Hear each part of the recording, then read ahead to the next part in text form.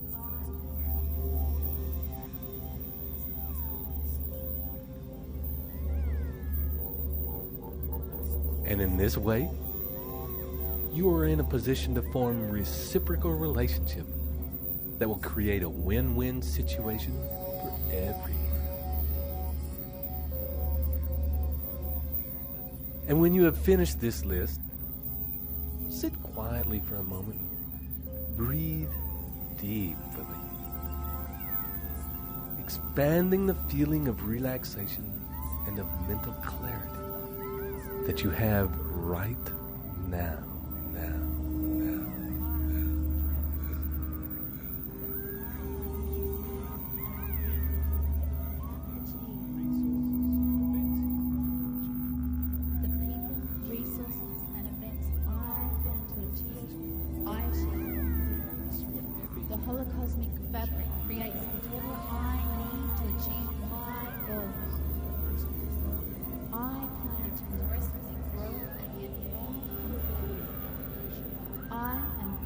Delegation and mastermind. I am powerful. I am in sync with the universe. I am goal achievement. Opportunity has never been better. These are the best of times. We live in global village. I am natural. I am good at organizing planning.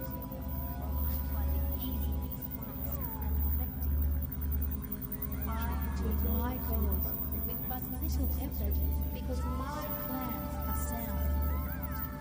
Organized planning is a way of life. All the universe responds to my holographic images of success. I follow the sound principles of organized planning. I always plan an event using milestones and time.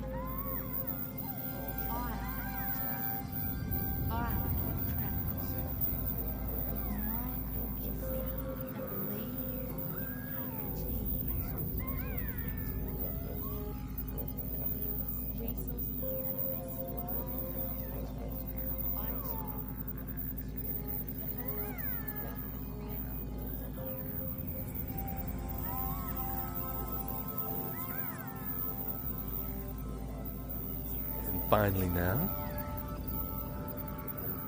when you next deep out breath, begin to make a list of all the opportunities that are available to you right now. Include in this list places you can source capital from, including business loans, venture capital, savings, and any other sources of income or capital with which you can back your project.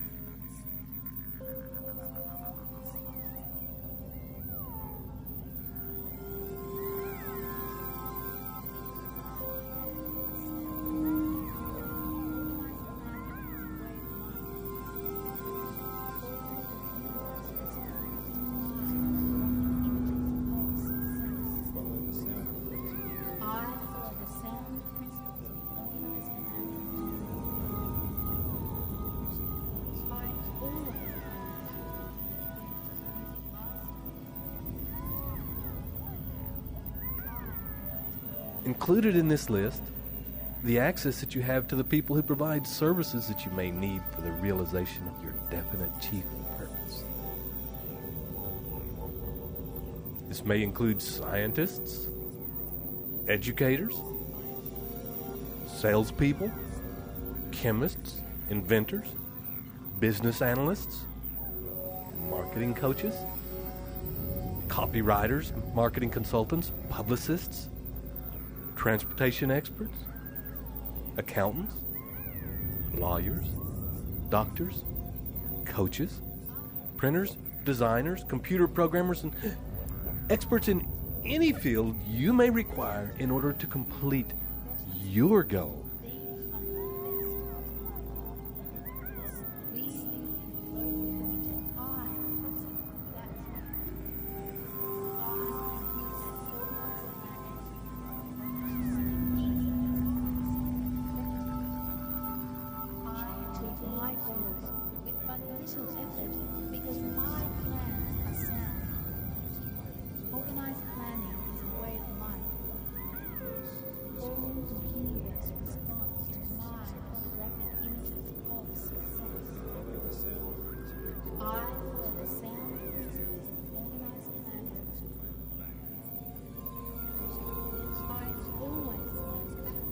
And as you finish this list now,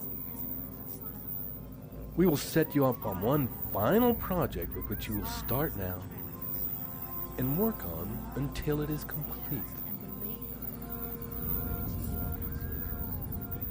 And on the next deep out-breath, you will begin to come up just a little, feeling the freshness of the air you are breathing in and the way it clears your mind.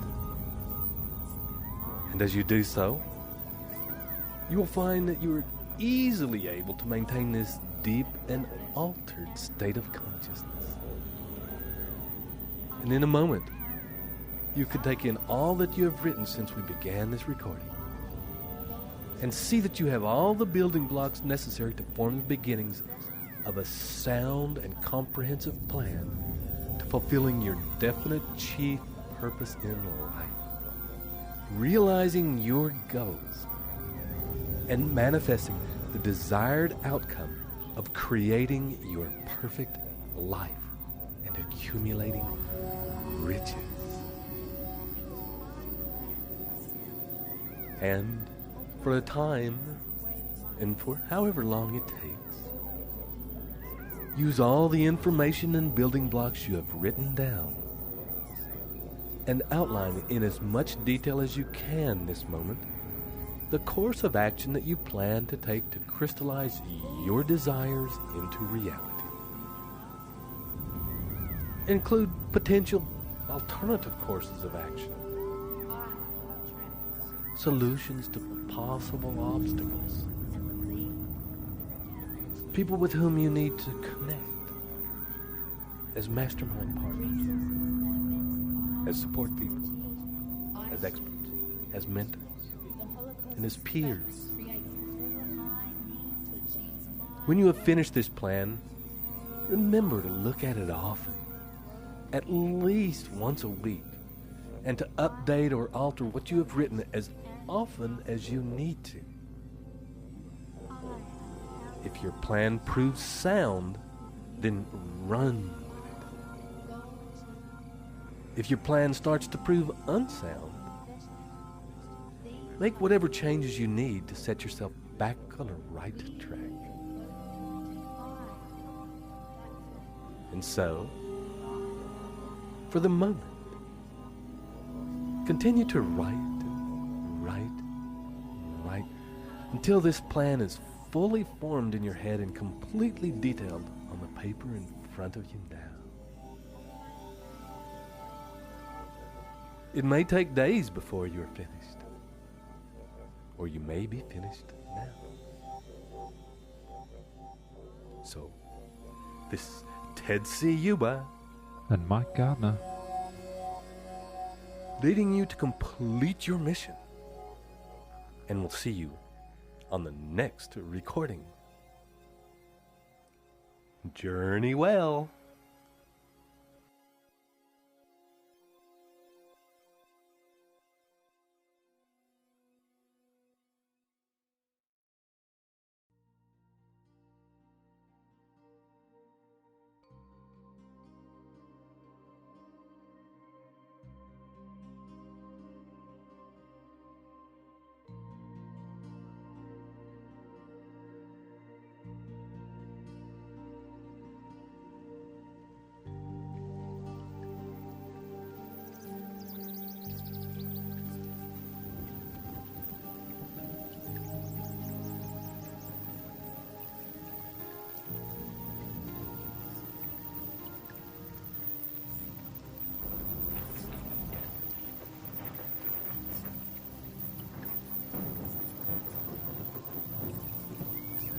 Welcome once again to your very special series, which is Even As I Speak to You Now, locking into your mind and body the fundamental principles of Think and Grow Rich, so that from now on you act, think, and live every moment guided by these life-changing laws. This is Ted Ciuba and Mike Gardner, ready once again to take you on a journey So, as you ease yourself into a comfortable place where you won't be disturbed, and prepare yourself to go inside and make some changes, this relaxation will come just naturally now. And when you're ready,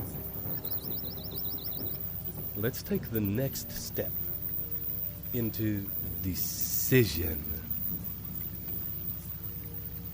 And as we have done many times before, you can now allow yourself to let go of anything that's filling your mind. Give yourself permission to set aside for a time any worries, concerns, plans, ideas, mental processes, and know that these are all things that you can pick up again later if you so choose. But for the moment, your full attention is required here, now, in this moment. Just as in this moment, your body is here, breathing and at ease. And with each deeply relaxed breath,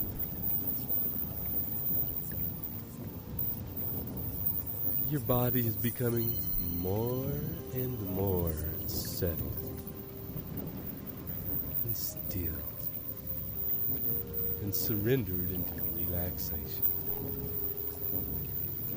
The kind of relaxation where your mind and body can drift and at the same time remain focused on the sound of my voice and be able to follow the directions I give. And you will, over the next little while, become more solid and steadfast in the decisions you make and in the actions you take. And as your next deep breath fills your lungs and melts you a bit further, allow that breath to be directed by you into the core of your being, your energetic center. Direct each breath now from the line that runs from the crown of your head to your pelvis, about an inch forward from your spine. And with each breath, simply bring it to this line and allow it to begin to fill, to be energized, to vibrate with your own life force and power. And you can ask your subconscious mind now,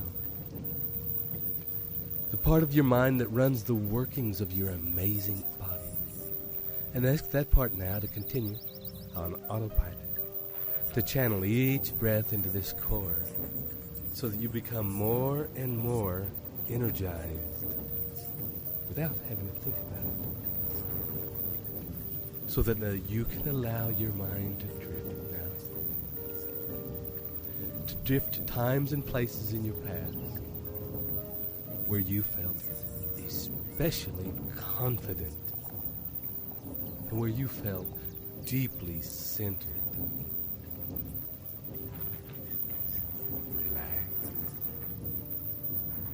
And solidly in yourself.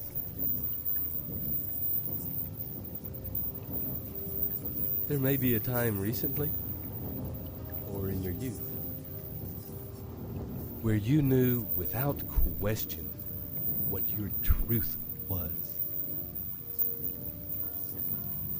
where the influence of external forces or pressures meant nothing and had no effect on you.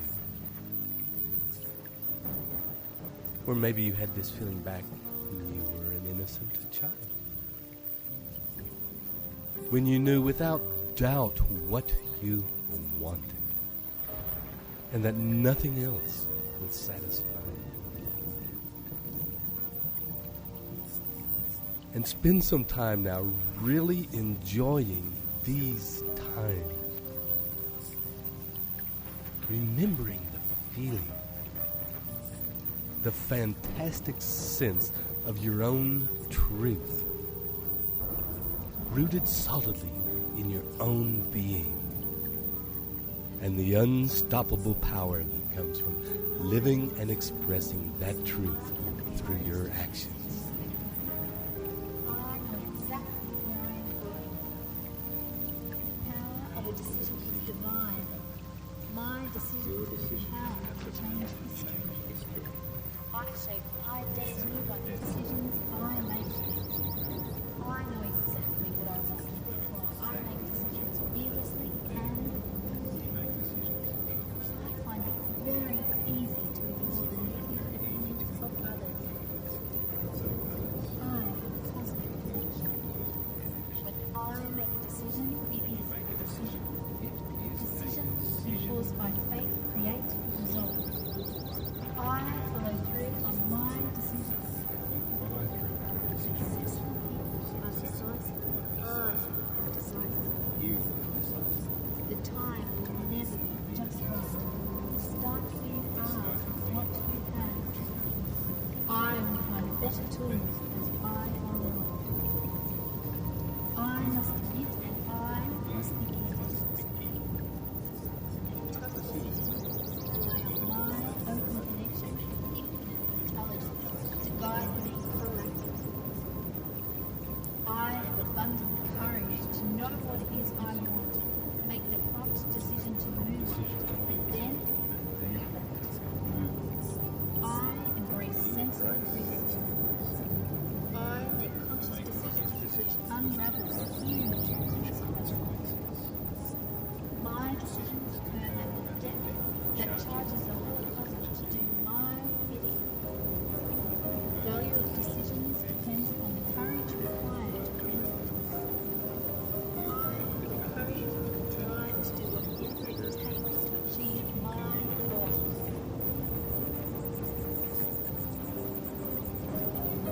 I accept full responsibility for everything in my life. I have the courage to make decisions of my own. I know exactly where I am going. The power of a decision is divine. My decisions are how to change history. I shape my destiny by the decisions I make. I know exactly what I want. I make decisions fearlessly and I find it very easy to ignore the negative opinions of others.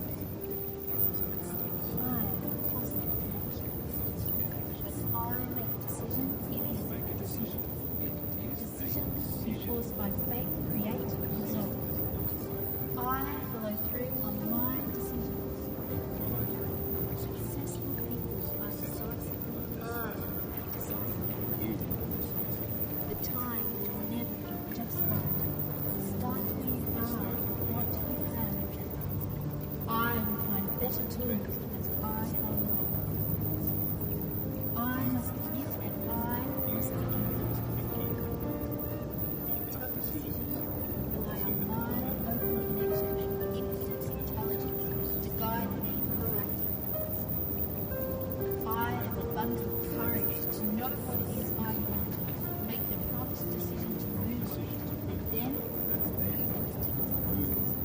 I embrace sensible risk. I make conscious decisions which unravel huge consequences. My decisions occur at the depth that charges the whole puzzle to do my bidding. The value of decisions depends on the courage required to bring them. I have the courage and the drive to do whatever it takes to achieve my goals.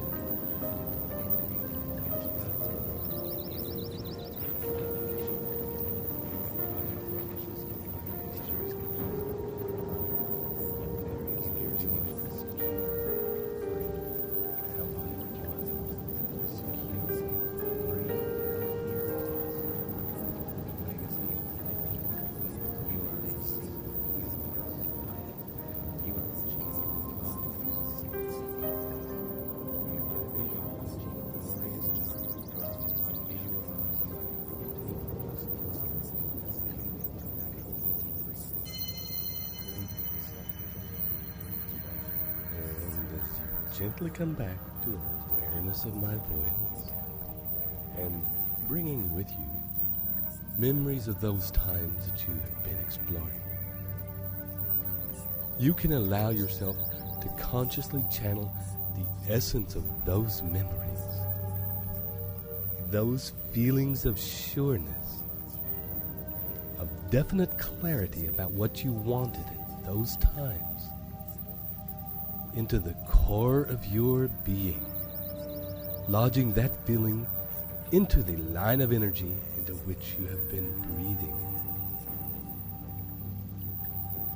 And as you watch these feelings settling into their rightful place in your core, begin now to breathe consciously again into that line, allowing it and guiding it to become bigger with each breath, so that with every single breath you take, that line and those feelings become bigger, more solid and tangible, more real, becoming, in a way, like a big, solid tree. Feeling that line begin to stretch down into the ground below you. And as it touches the earth, it begins to grow roots. Big, solid roots that rip the earth. And as they grow, so too does the trunk become more solid. And the branches reach out into the heavens. This tree, born of your sureness of what you wanted, represents the decisions made out of such an immovable truth. So that when you think about this solid tree, your decisions to create what you want, to get what you want, will have power. Your decisions will grip the earth like immovable roots. Your branches will shelter those who will help you complete your vision. Your trunk will stand firm against the opinions and influences of others. Only your decisions is your tree. And your growth is the growth necessary to make your vision a reality.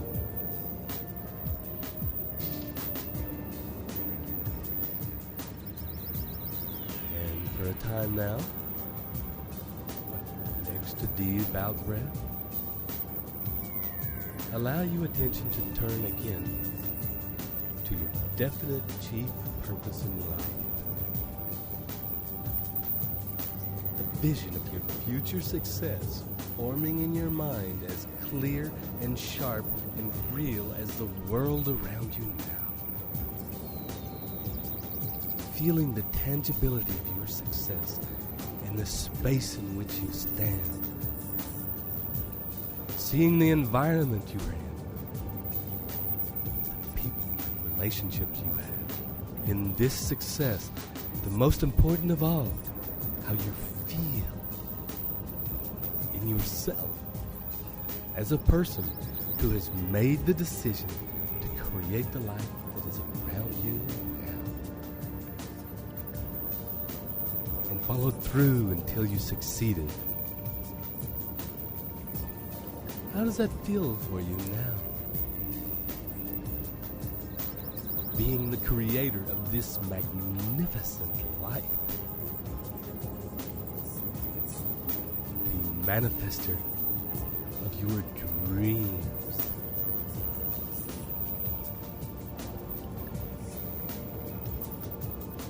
And take some time now to really enjoy and bathe in those great feelings. Immerse yourself in the world of your definite purpose and the life you have created in actualizing it. Explore it if you like. Take some time My life. to revel in your success. I know exactly where I am going. The power of a decision is divine. My decision is the power to change history. I shape my destiny by the decisions I make. I know exactly what I want. I make decisions fearlessly and I find it very easy to ignore the negative opinions of others. I am positive. I make a decision, it is a decision. Decision equals by faith create result.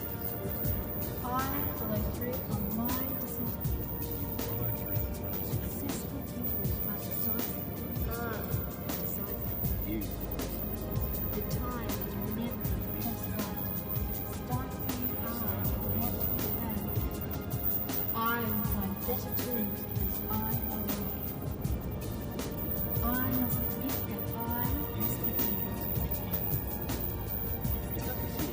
I am wide open connection, infinite intelligence, guide me proactively. I have abundant courage to not what it is I want, make the prompt decision to move on, then move on. I embrace sensible risk. I make conscious decisions which unravel huge consequences. My decisions earn a debt that charges the whole cosmos to do my bidding. The value of decisions depends upon the courage required to render them. I have the courage and drive to do whatever it takes to achieve my goals.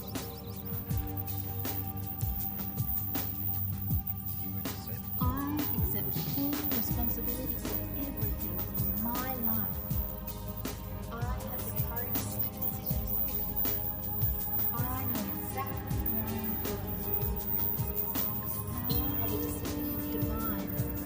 My decision is the power to change history. I shape my destiny by the decisions I make. I know exactly what I want. I make decisions fearlessly and I find it very easy to ignore the negative opinions of others. I am positive. When I make decisions, it is a decision. Decision equals by faith create result. I follow through on my decision. Successful people are decisive. The time will never just run. Start where you are, not where you have. I will find better tools as I go along. I must admit that I must begin. Tough decisions rely on wide open connection and infinite intelligence to guide me proactively. I have abundant courage to know what it is I want, make the prompt decision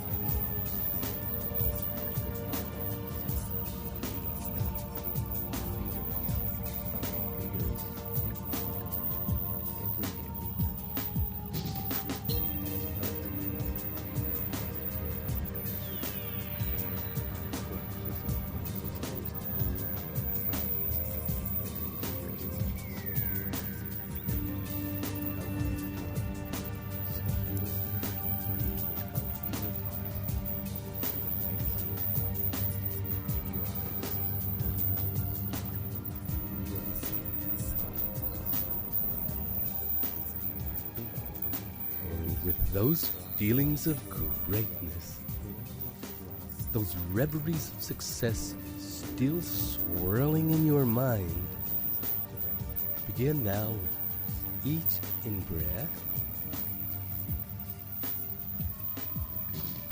to draw them closer, to breathe them in, to breathe the feelings, the emotions into your core, into the tree that has grown from your decision. Allow each feeling to become part of that tree. Each positive thought of pride in what you have created, of how you took consistent action and grew in all the ways you needed to in order to actualize your goals. Allow those thoughts to burst the tree into flower and fruit. And as you revel in the magnificence of this tree, allow the understanding to permeate your consciousness that this decision was made not through words and talking, but by the inner process of allowing the definiteness of your purpose to take root in your being, to feed off of your desire and faith, to grow unstoppably towards the heavens and sinking roots into the earth. And that all of this is simply a natural process. The tree does not need to weigh up whether it wants to grow. Its decision is easy and instinctual. It does not strive to grow. It just does it with ease. As you will, from this point on, be able to easily and instinctually decide where you want to go and unstoppably move toward it, needing only your desire and faith as nourishment. Your strength and power growing naturally from the inside. And as you take your next deep breath, you can allow all of this change, this information, to release itself into the hands of infinite intelligence. This power now resides within you always, and it always did. And from this point on, will make itself known whenever you need to make an important decision. In fact, you are already moving in that same solid, irrepressible way toward your definite chief aim. And as you breathe, you'll begin to come up, coming toward full waking consciousness, up to the here and now, into the room, into the moment, and you'll be fully back in 1, 2, 3. And welcome back to a new part of your life, enthused. And thanks for taking the action of allowing us to work with you in this way. So this is Mike Gardner and Ted Ciuba, wishing you journey well.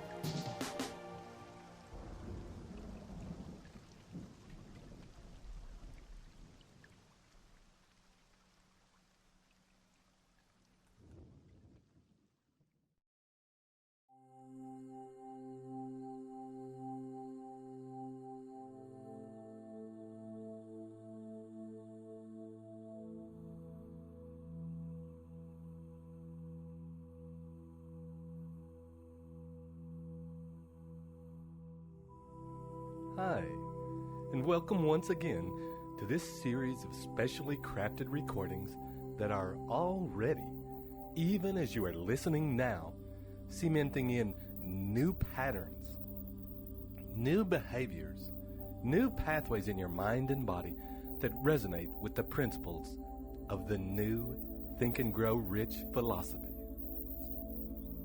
These new pathways will generate behaviors, thoughts, and actions that can move you toward leading the life of your dreams and realizing your desires into reality. And as always, here to pilot you in this process is Mike Gardner and Ted Ciuba. And you are about to begin a process that is the backbone of the new Think and Grow Rich philosophy. The one principle that forms the foundational structure on which are built the principles of the philosophy. The one factor that must underlie every action you take from now on to achieve your goals. Persistence. And we will begin, as always, by dropping deeply inside by following our breathing. We will presume that you are already seated comfortably in a quiet place and will not be disturbed. And as you gently close your eyes now and turn your attention inward toward your breath, and notice that with each breath, there is a gentle feeling of falling down toward your center. And as that feeling of falling occurs, you are also aware that the deeper you go, the stronger and more solid you feel.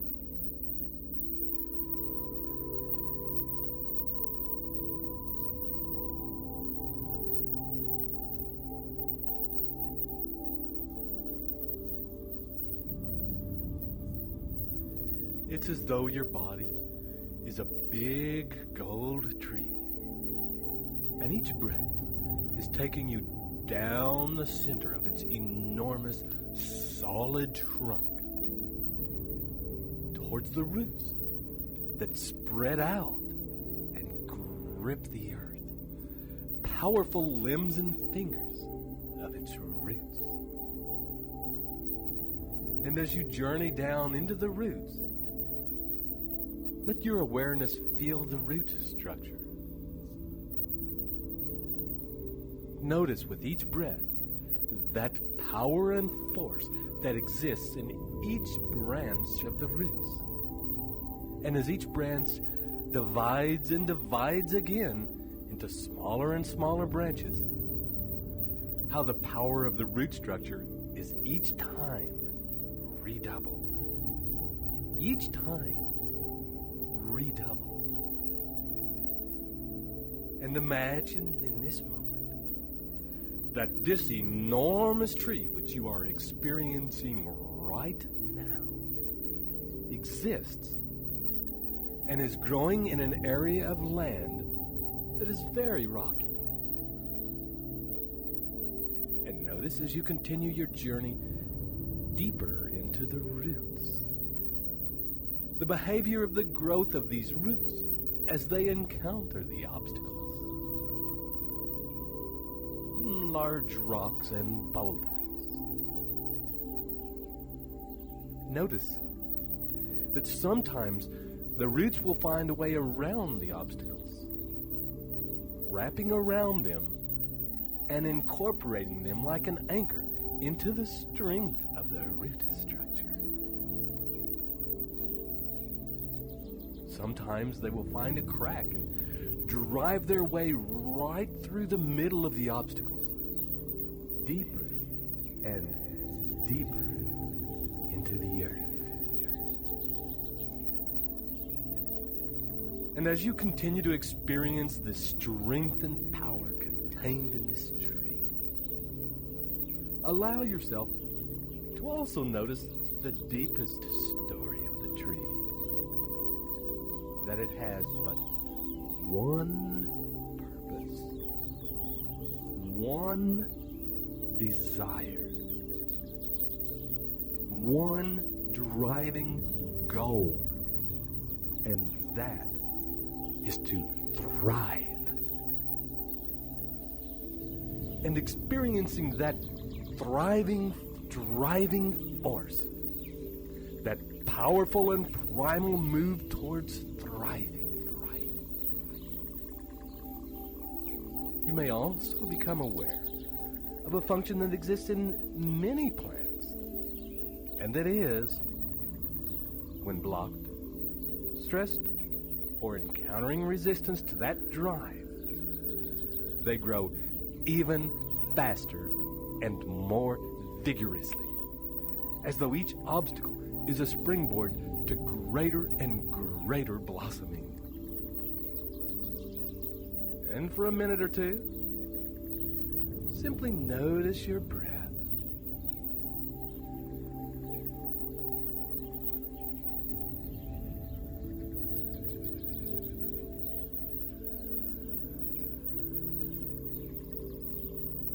And noticing your breath, allow yourself to enjoy these feelings and experiences of this tree.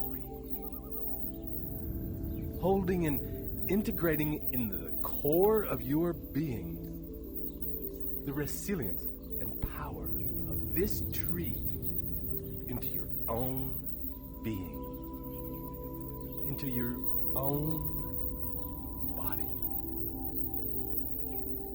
Allow the integration of this same unstoppable force into the neurology of your brain.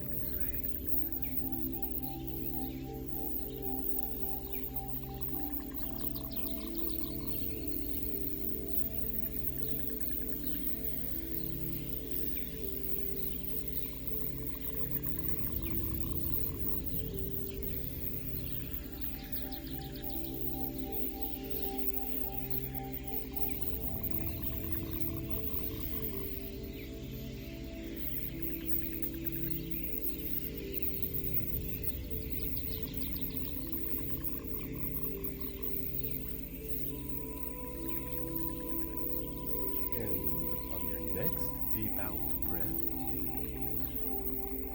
Allowing those feelings you have already experienced to stay with you.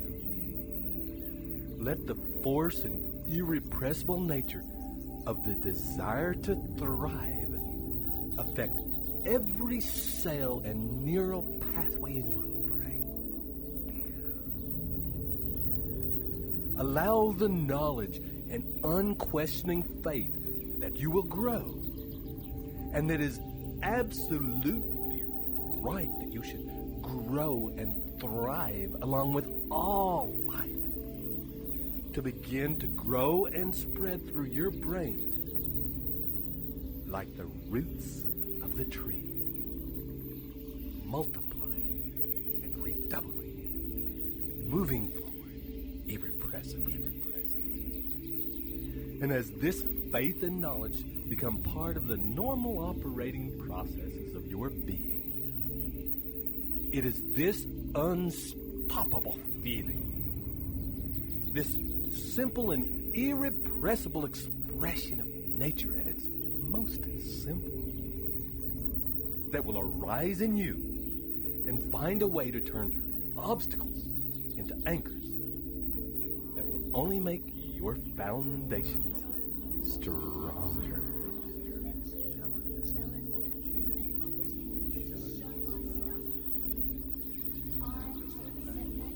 Delays and adventures that come in all great quests. It's the challenge that excites me, gets me fired up. I hunter over the challenges I encounter. You're a winner. A quitter never wins. A winner never quits. You are a winner. You win in all your efforts. You do whatever it takes for as long as it takes to achieve your soundly planned goals. Rejection and failure are merely stepping stones to your success. You only get results, and you use those results as the input for my progressive action. I refrain temporary defeat as counsel. If you persist, you can overcome any obstacle. I accept temporary defeat as a necessary component of success. I refuse to be disheartened by anything happening. I maintain a positive outlook. Losers win by keeping on. And you keep on. Failures, setbacks, and adventures are the ordinary stuff of life. Setbacks and adventures are the ordinary stuff of life. In that they spur You are me on to exceptional greater in that and spur you on to greater. massive rejection is a sign of success. This affirmation converts it to powerful Rejection is a sign massive of rejection success. is a sign of success. My knowledge transduced into By knowledge strategy and transduced action. into strategy I and drive action. the cutting edge to You drive the cutting edge to consummate consummate success. I success. can handle my success. You can handle your success. Feel the fear and do it anyway. Feel the fear and do it anyway. I transform fear into Transform fear into excitement to act. problems and opportunities. Problems are opportunities, and to rest advantage with abundance. Life is closed against all negative discouraging results. Winners quit. Winners win by keeping on. There is a different fire in your chest. You are a winner. You are right now building right on everything that causes you and your loved ones praise through those wonders, through those golden years and beyond. You are young, vigorous, alive, vigorous, and ever alive. Everything as per template.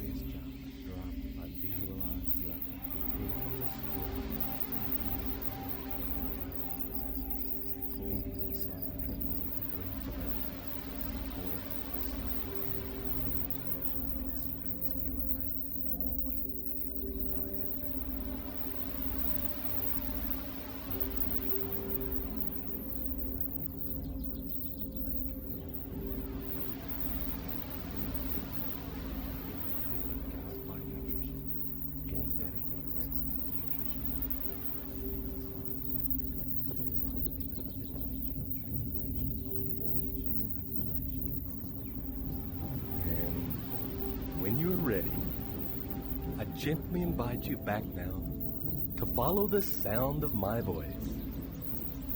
And as you listen to the sound of my voice, and to any other sounds that may be around you at this time, notice also that deeply relaxed weight of your body resting on the surface beneath you.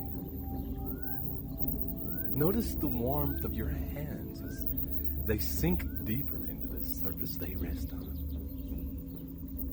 as does your buttocks and back. As you bring your attention to them and begin to relax and soften and surrender even more into the surface which supports them. And you're invited, as you breathe in and breathe out, to release yourself into the hands of infinite intelligence, to allow yourself to fall gently backwards into comfort and ease.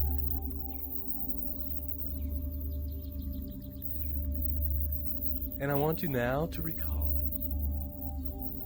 times in your past when you are acutely aware that you have given up, where you are working towards an experience that you desired, and at a certain point, you quit. For whatever reason, it doesn't matter. And allow yourself to replay that experience in your mind like a movie.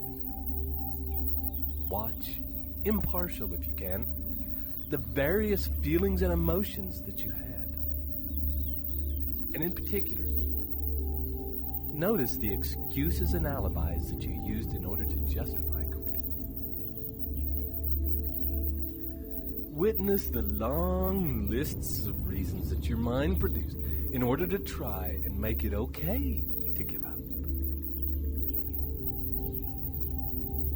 Good. And for a moment now, let all those feelings, that movie, those thoughts and words, to disappear from your awareness.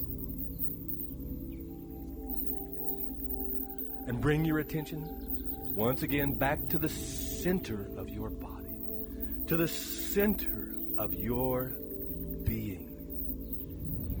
Notice the feeling of the cool air coming in through your nose and warm air leaving as it passes out over your lips. With each deepening breath. And each time it does, you drop a little bit deeper, letting go a little bit more each time of any of the last remaining shreds of tension in your body, melting into the comforting feelings of being warmly held like an infant in a loving mother's arms.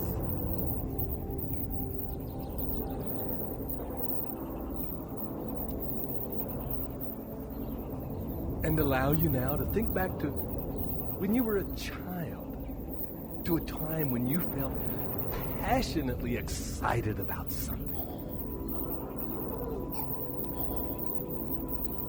Breathe in that uprising of feeling.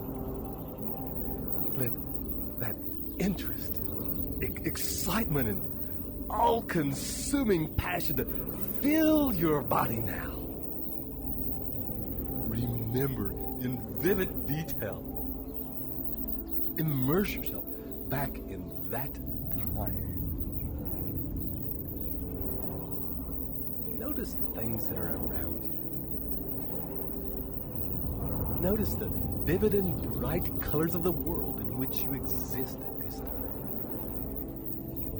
Smell the smells. Notice what's moving in your environment. What tastes you might be experiencing. And most importantly, that intense feeling of passion and excitement that exists right through your body, from the top of your head to the tips of your fingers and your toes. Feel all of these in vivid and intense feelings in your body now. You may want to imagine your adult body stepping into the body of you as a child, so that the two overlap, merge, and become one.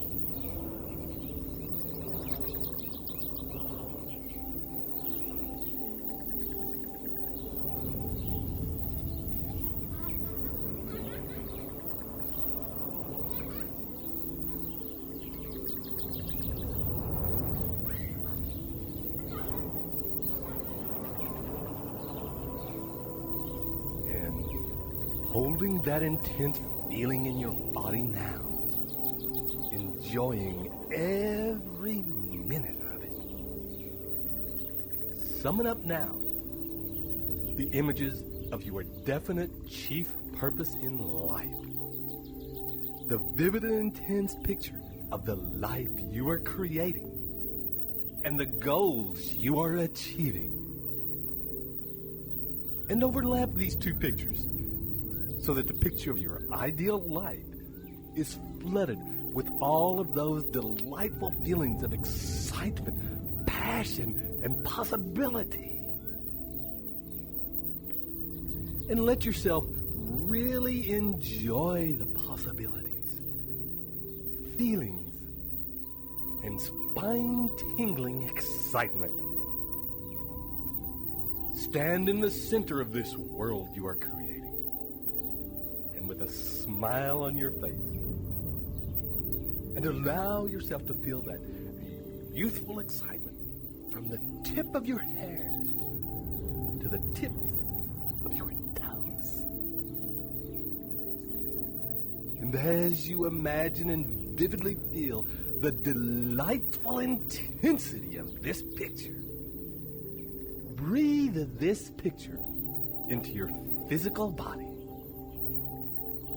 Bring the picture closer and closer until it is laid over the top of your physical body and begins to melt into you toward your center. Allow each in-breath to bring it deeper into you, and each out-breath to allow deeper and deeper relaxation and ease, so that your body is more receptive to this feeling and happier to have you exist like this in your normal state of being.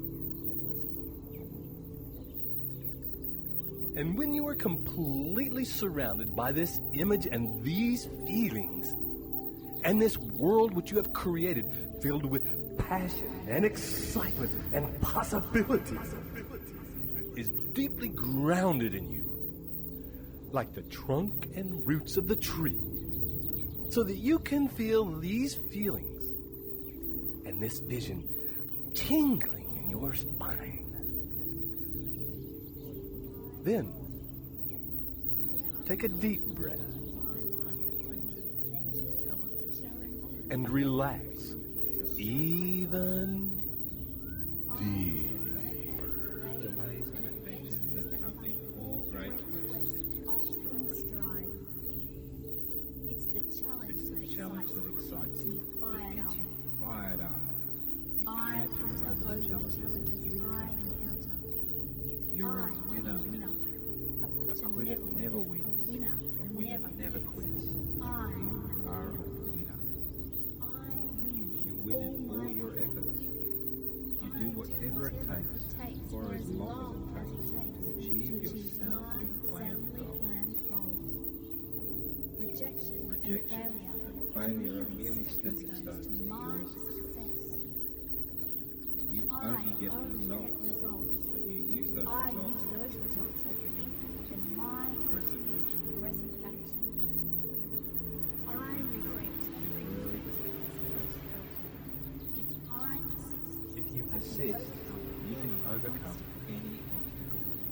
I accept You temporary accept defeat temporary as a defeat necessary as a component necessary of component of success. I You refuse to be disheartened by anything happening. I maintain a Always positive maintain outlook. positive. Losers quit. Losers Winners quit. win by keeping Winners on. win by keeping on. And you keep on. Failures, setbacks, and adventures are the ordinary stuff Failures, of life. setbacks, and adventures are the ordinary stuff of life. And that they spur You are you on to exceptional greater, in that more and spur refined. you on to greater. Massive rejection is a sign of success. This This affirmation converts powerful something painful affirmation. into something powerful. Massive rejection is a sign Massive of rejection success. is a sign of success. By knowledge transduced into By strategy knowledge and transduced action, into I strategy drive and the action. cutting edge to You drive the cutting edge to consummate I success. can handle my success. You can handle your success. Feel the fear and do it anyway. Feel the fear and do it anyway. I transform fear into You transform excitement fear to act. into excitement to act. Problems are opportunities for me Problems are opportunities for you to wrest advantage in abundance. You are positive. Your mind is closed tightly against all negative discouraging influences. Winners quit. Winners win by keeping on. There is a different fire burning in your chest now.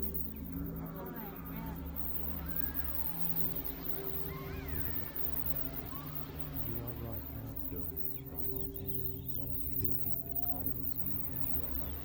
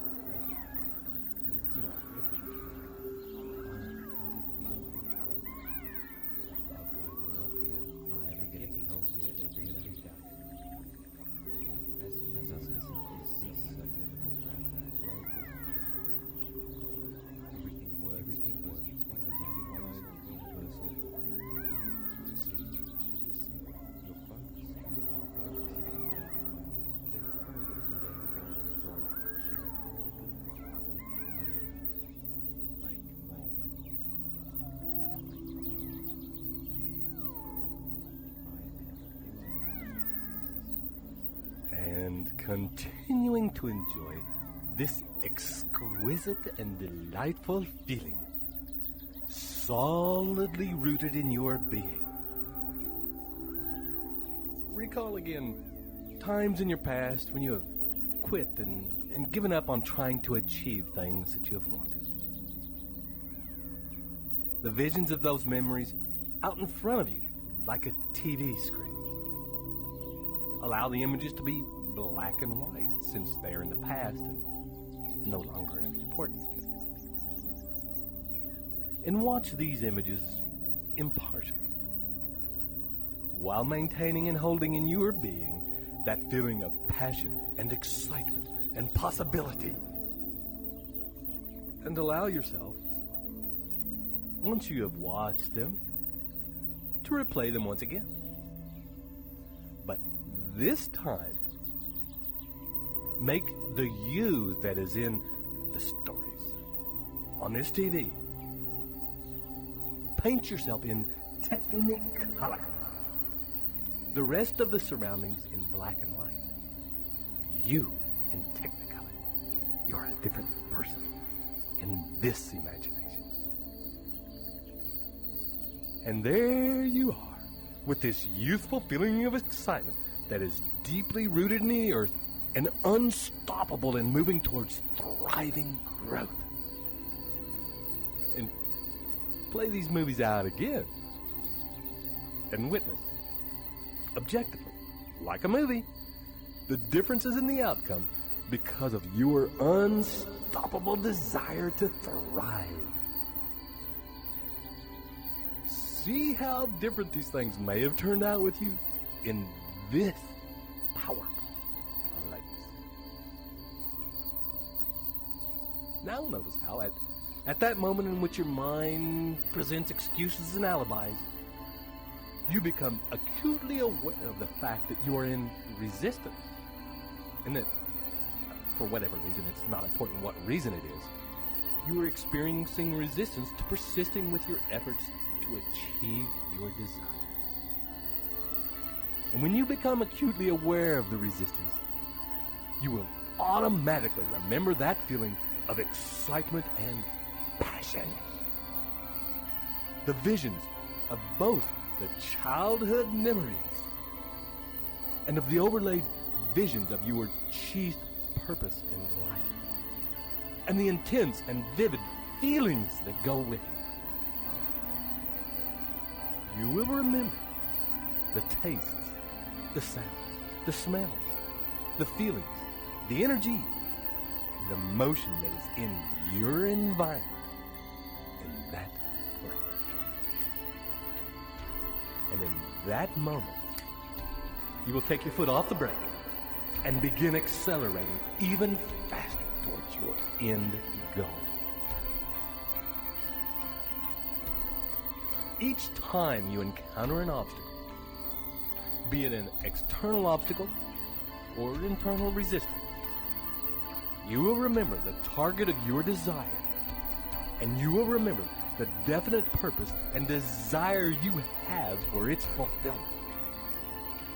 You will instantly recall the definite plans of action that you have in place, and the knowledge that you have gained to help you realize it, and the ability to use every adversity and convert it into a strength, to take an obstacle and turn it to advantage.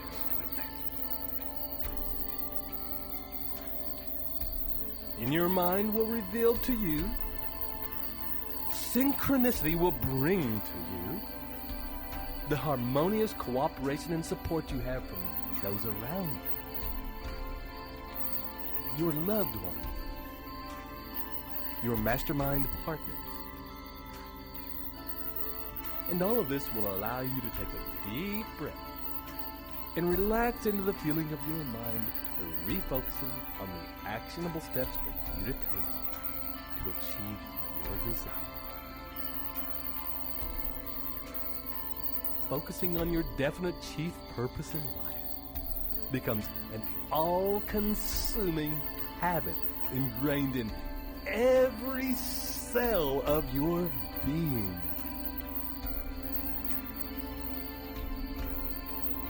And now, with these gatekeepers in place, guarding your mind against all negative and discouraging influences, take a deep breath and feel the ease and safety with which you can now take steps consistently and with persistence, driven by a deeply rooted desire and belief, fired further on by an all-consuming passion and excitement. And when you are ready, from where you are right now, begin to move the fingers of your hand. And when you can move all of your fingers, begin to move your wrists, waking, allowing the movement to slowly flow up your arms, move your shoulders, and begin now to move your toes. And as each toe wiggles, it enlivens the next until that feeling of life spreading begins to grow to your feet,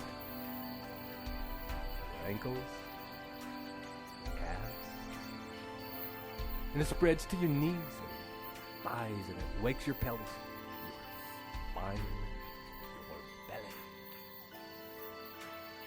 And there is a thriving life continues to spread throughout your body, awakening every cell. Your consciousness will return invigorated into your body and into full waking consciousness in 1, 2, 3, 4, 5. I would like to take this opportunity to welcome you to a new place in your life. A place where you can embrace adventure and adversity and turn them into opportunities and advantages. We, you, now drive to thrive, can face any obstacles or situations and let each lesson spur you on to greater and greater effort, efficiency, and achievement. This is Ted Ciuba And Mike Gardner. both absolutely rapt to be part of your amazing transformation in progress. Journey well, and see you on the next recording.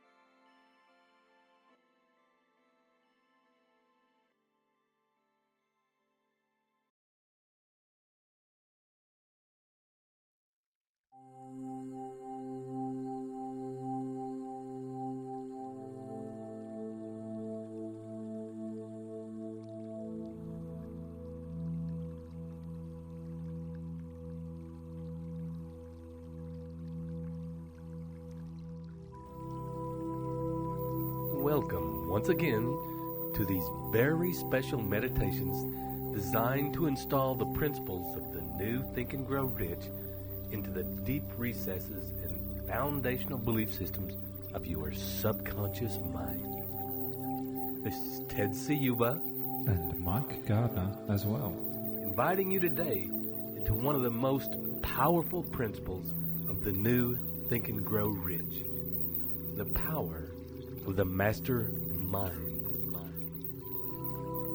And in a minute, we will begin to explore the things in you that will lead you into a winning mastermind. But before we do, first, we will begin to relax deeply and breathe with absolute ease, so that, as you have before, your body knows the way, you can drop all the thoughts of the day, and in deep rest and relaxation, allow your mind to just drift, to float as your body releases, breath by breath, each and every tension from your muscles, your organs, cells. And as you do, all thoughts, worries, concerns, any unfinished business that you have can be let go of for the moment.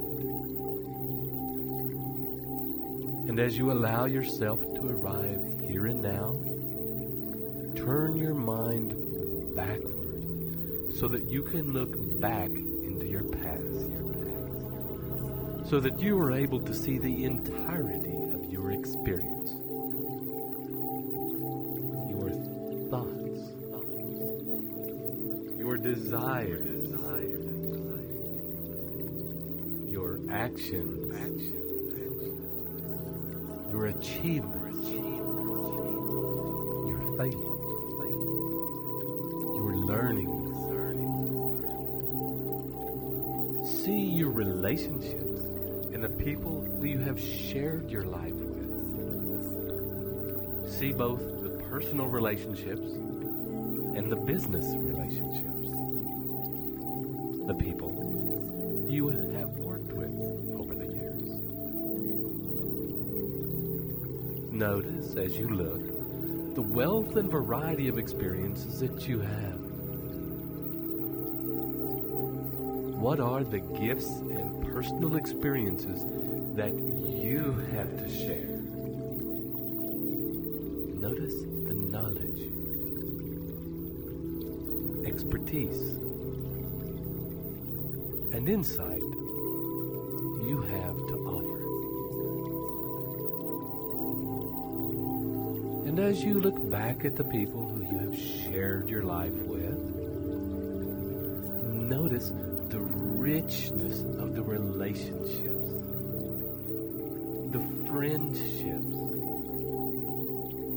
the gifts and benefits that have flowed from being in relationship with these people. Allow your mind to show you, with each breath, the treasures you have experienced in your life. And as you allow your mind to show you these feelings and pictures, situations, you can accept the feeling of pride and feel nourished by these gifts, and the knowledge that in sharing these gifts with others, you add value to their lives and add value to the world. Your treasures and gifts can and will make the world a better place. And continue for a time to witness all the multitude of experiences you have to share.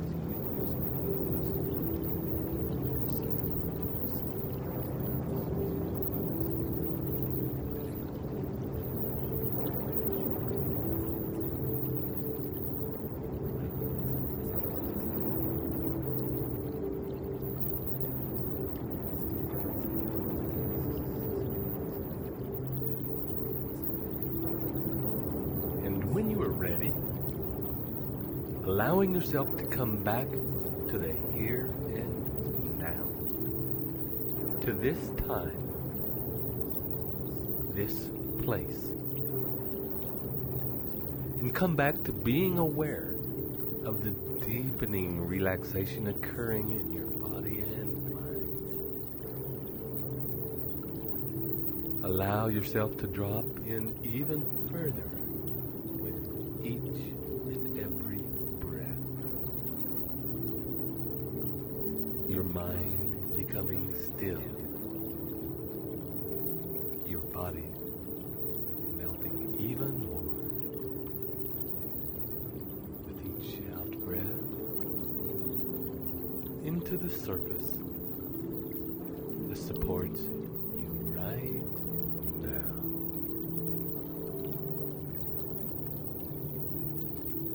And when you are ready, and take your next deep in-breath,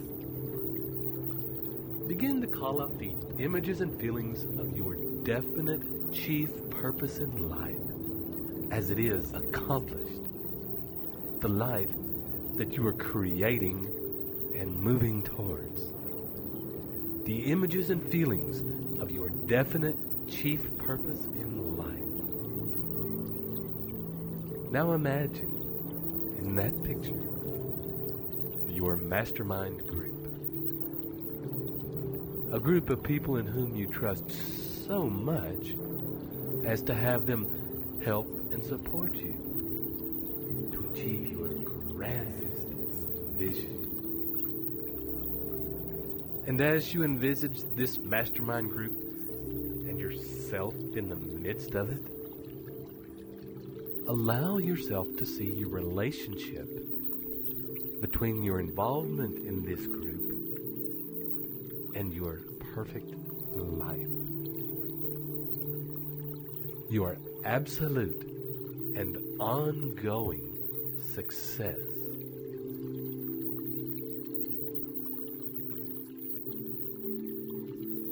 Notice as you witness the group, how all those people are present. Their minds focused on helping you transmute your dreams into reality. And at the same time, in the spirit of complete focus and integrity. You are there, sharing your own invaluable experience to further their dreams, to create their perfect life. And as that picture, that feeling further unfolds and solidifies in your mind, you want to take a deep breath now. Allow your mind to keep integrating that picture by itself.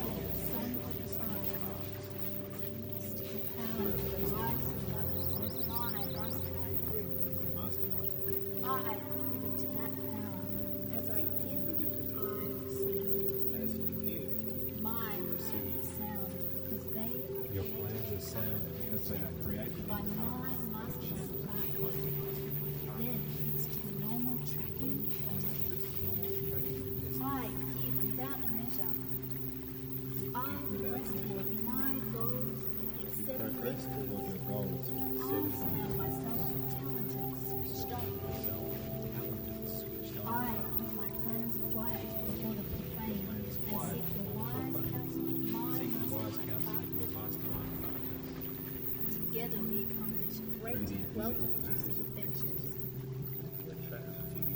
Through the invisible towers of magnetism, I attract all persons I meet at or before the time I meet. I realize the affirmation of this program to change my life. This program uses the person for a richer lesson. I attract the best mastermind partners. I recognize great mastermind partners. I elicit the utmost cooperation from my mastermind partners. I decree that I am valuable. I have a valuable contribution to make. We have regular mastermind. Synergy is at work. The whole is greater than the sum of the parts. Mystical powers arise above us. My mastermind group. I am privy to that power. As I give, I receive. My plans sound because they Your plans are sound because they are created by my mastermind partner. Then it's to the normal tracking and testing. I give without measure. I press toward my goals and set progress toward your goals. I surround myself with talented, switched on. I keep my plans quiet before the profane and seek the wise counsel of my mastermind partners. Together we accomplish great, well-produced adventures. Through the invisible towers of magnetism, I attract all persons I meet at or before the time I meet. You are right now feeling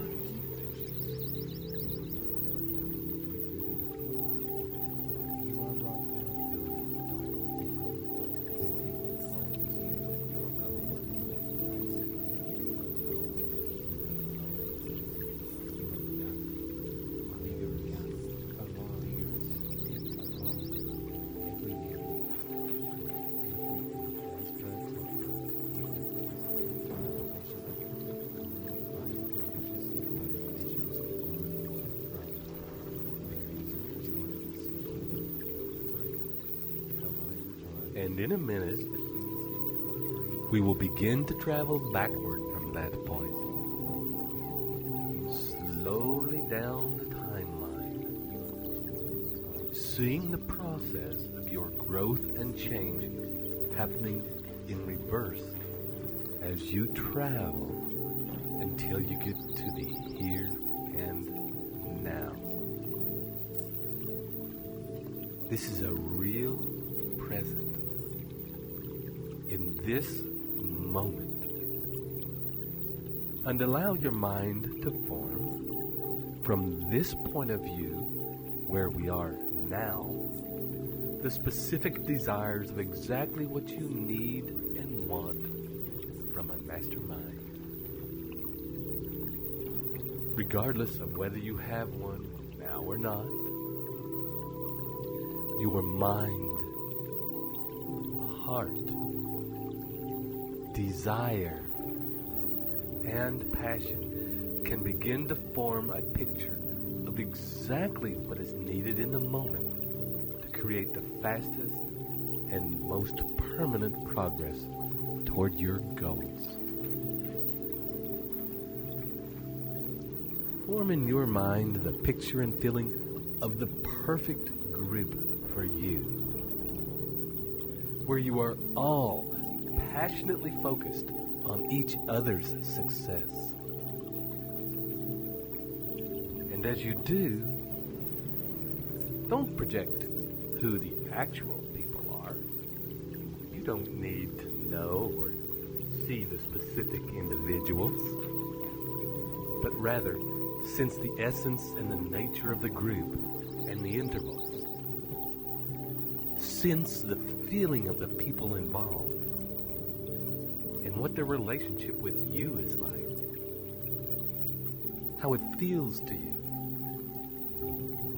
How it affects and inspires you. Imagine imagine and allow your mind to actually present you with the vision of where you will start with this group. What will be the first steps for you for getting involved and connected to these people? What is the genesis of the group? What is the thing that pulls you all together? Notice the other connections that you need other than a desire for money. Feel the friendships, the bond, the genuine, heartfelt care for each other's growth. Allow the vision of your perfect mastermind to make space for the friendships and the involvement of these people in your life and sharing of your life with them. And with your next deep out breath, see yourself progressing from the here and now to the place in your timeline where your vision is achieved. And notice as you travel along your timeline, any changes in the journey along the way. Are there different decisions? Different opportunities? Different rewards? New plans? New experiences? New learning from having attracted the right mastermind partners? And when you get to the place and time of your desires achieved, allow yourself to enter that space fully in mind, body, and spirit. Immerse yourself in that experience fully, wholeheartedly in the feeling of that place. Allow again the awareness of your mastermind partner's presence and kinship to be with you at this time. Notice their place in this perfect life you've created, and how there is a history with them of your shared journey to success and riches, and the ongoing support, help, and camaraderie that will continue to move you all to greater heights and grander visions. And notice how it feels to be this supported. Allow yourself to feel the privilege and power of your involvement in the mastermind. Feel the gratitude for your mastermind group and the amazing life they have helped bring about.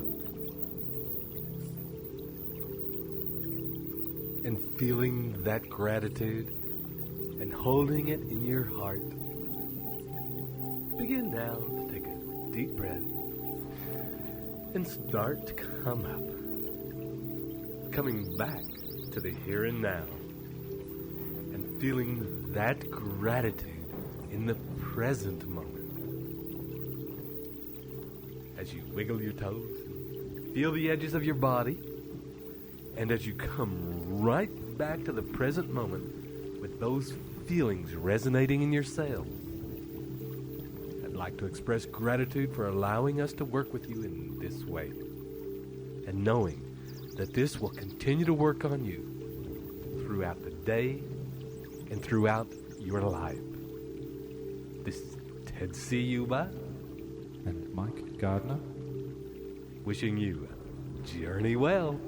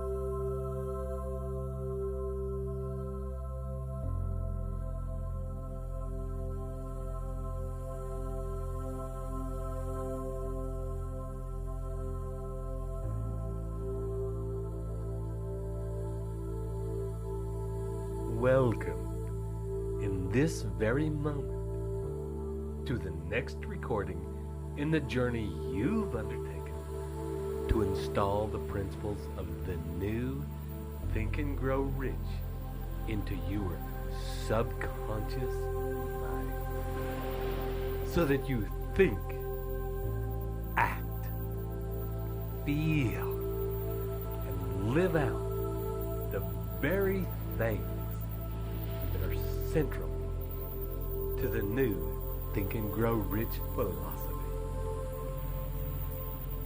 And in a moment, we'll begin entering today into the principle of what the original Think and Grow Rich called the mystery of sex transmutation, and is in the new Think and Grow Rich passion. And as you have before, finding yourself in a comfortable place where you won't be disturbed, and beginning as you sit or lie down comfortably to gently begin to soften the tension from your muscles, and easing into a relaxed place in your body. Breathe in easier and more slowly.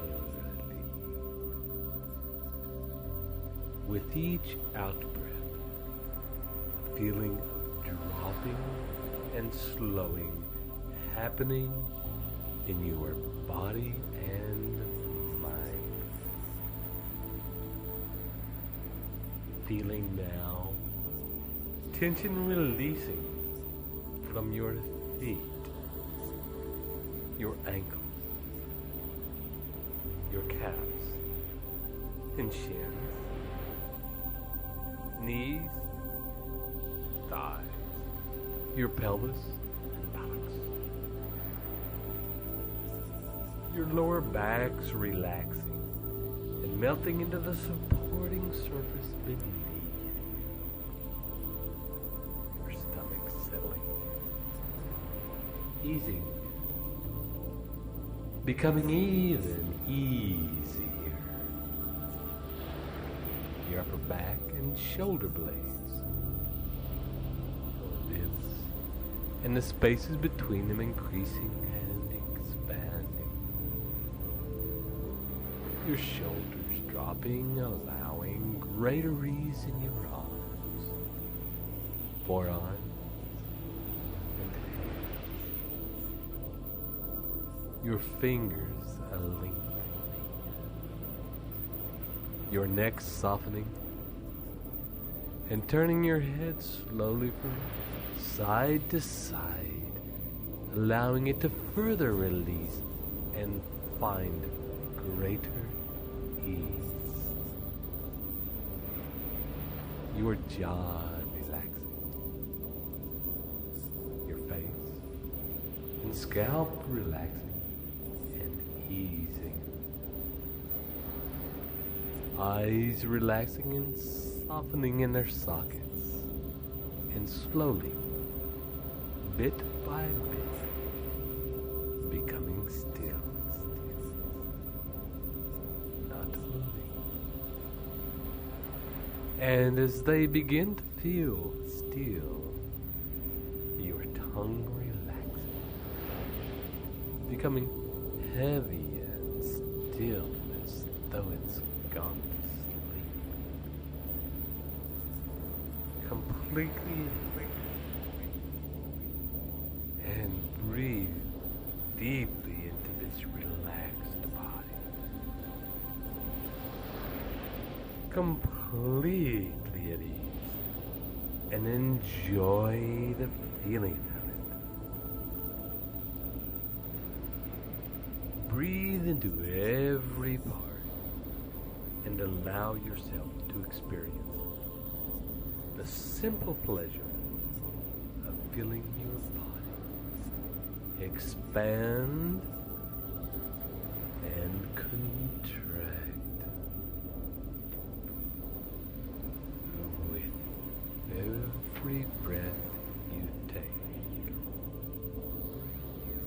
allow your mind to remember feelings that you've had at times when you have been passionately in love.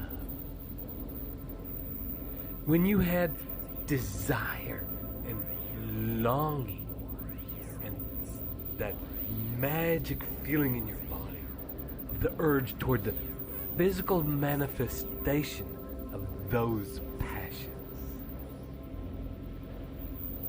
And as you remember that urge,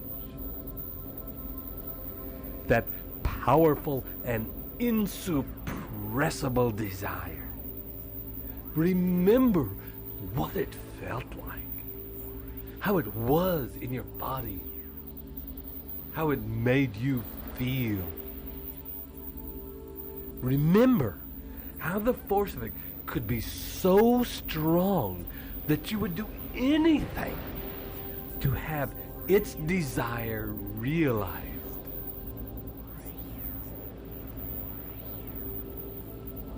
Relax into having that force and urge exist in your body. And as you breathe deeply, and with each breath it expands, the feeling grows and intensifies with each breath. Becomes bigger and richer. And you can enjoy this feeling for a few minutes, allowing it to vibrate its intense energy through your body, and continuing with each breath to expand the feeling in your body. If you reach a place where it seems so intense that you can't hold it anymore, scan your body for tension and holding, and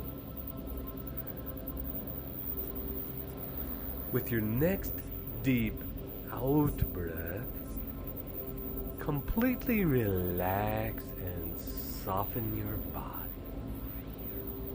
allowing the intensity of desire and your powerful sex urges to flow through you like a river, like a rippling river, like a raging river, like a river that will not be denied.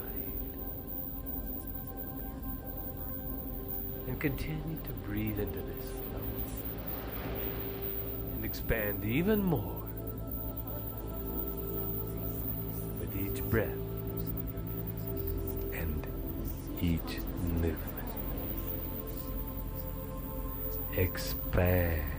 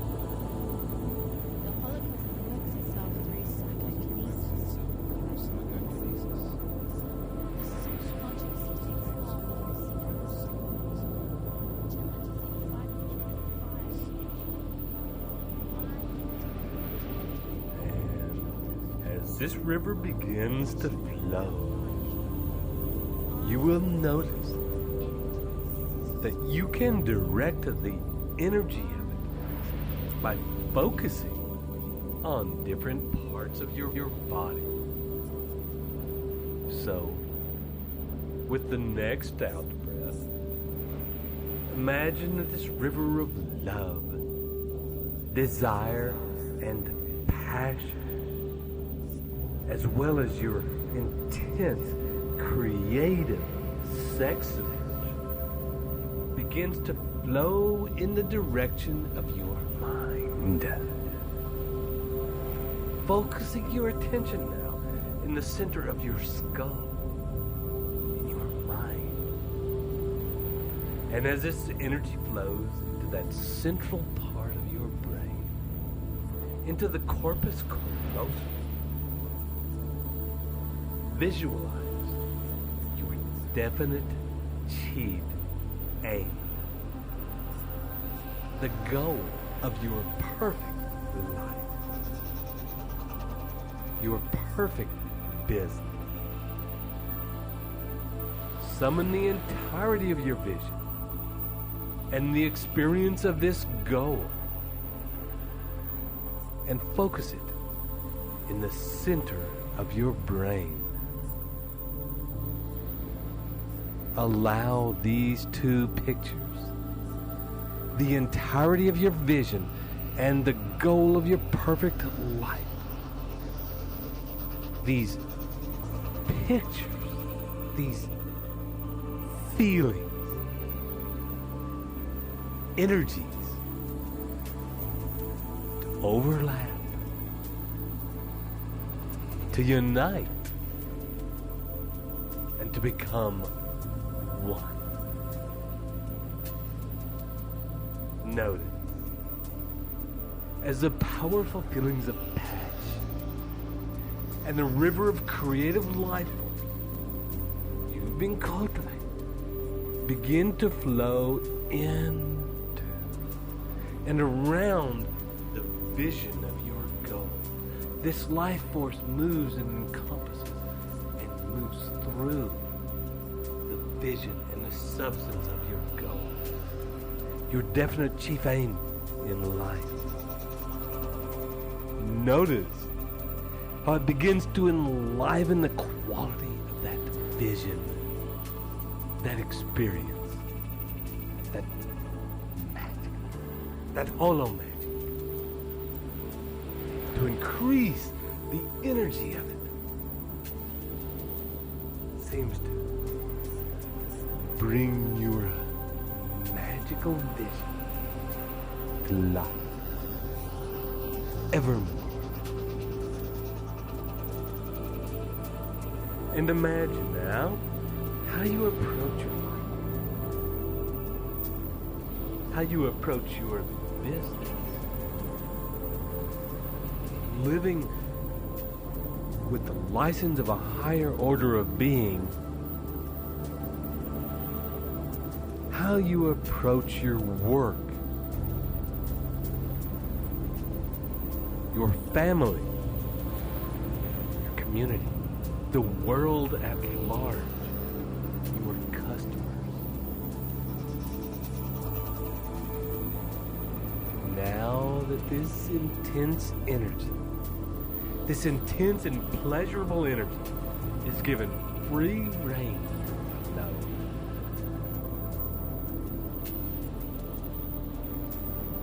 Notice that if there are any changes in your vision with the transmuted passion and creative drive active in your life, has anything that you may have seen in your future, that you may know is coming true, that you have already lived, but we're going back down to the present.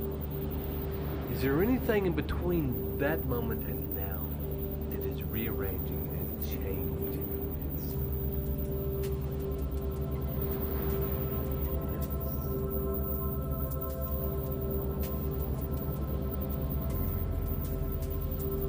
Begin to breathe again into your body,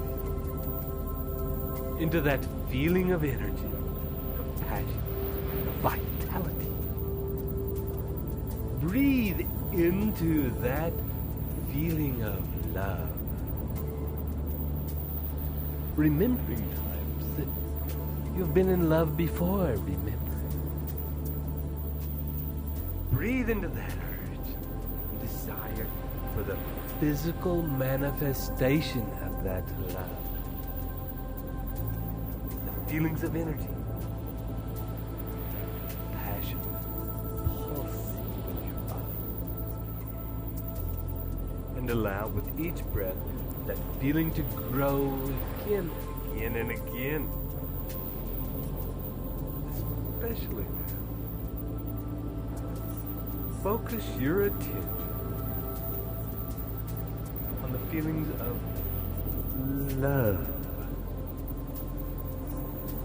Those passionate, blissful,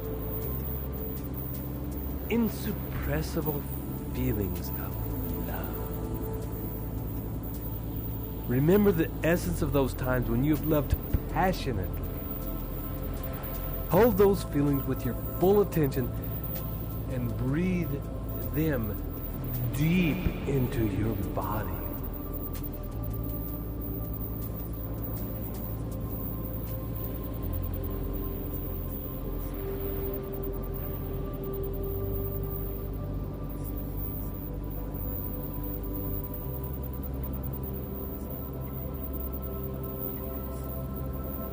Into your brain. Breathe these passionate feelings into your body and your brain and into your cells. Allow your body, your mind, to open and receive these feelings and filter into mind and body only the essence of those feelings, without the attachment to the specific people that they once had. Those feelings were and are powerful. Let go of the catalyst, the cause of it. Let go of the person they might have been directed at, and allow just the essence to be directed into your heart and mind. And the person think it in their heart. So hardly. Turn the feeling inward. Feel that love for yourself and your vision, your goals.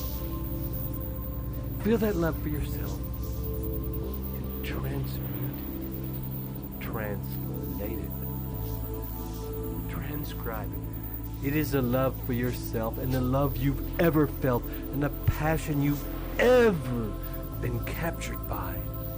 Fall in love with your definite chief aim that you have set for yourself. Allow it to happen. It happens now. And for a few minutes, it happens now. Simply continue and enjoy this projection, this attachment, this fixation, this realization, this actualization of love. Love for yourself. And love and passion in the pursuit for physical manifestation for your definite chief aim in life.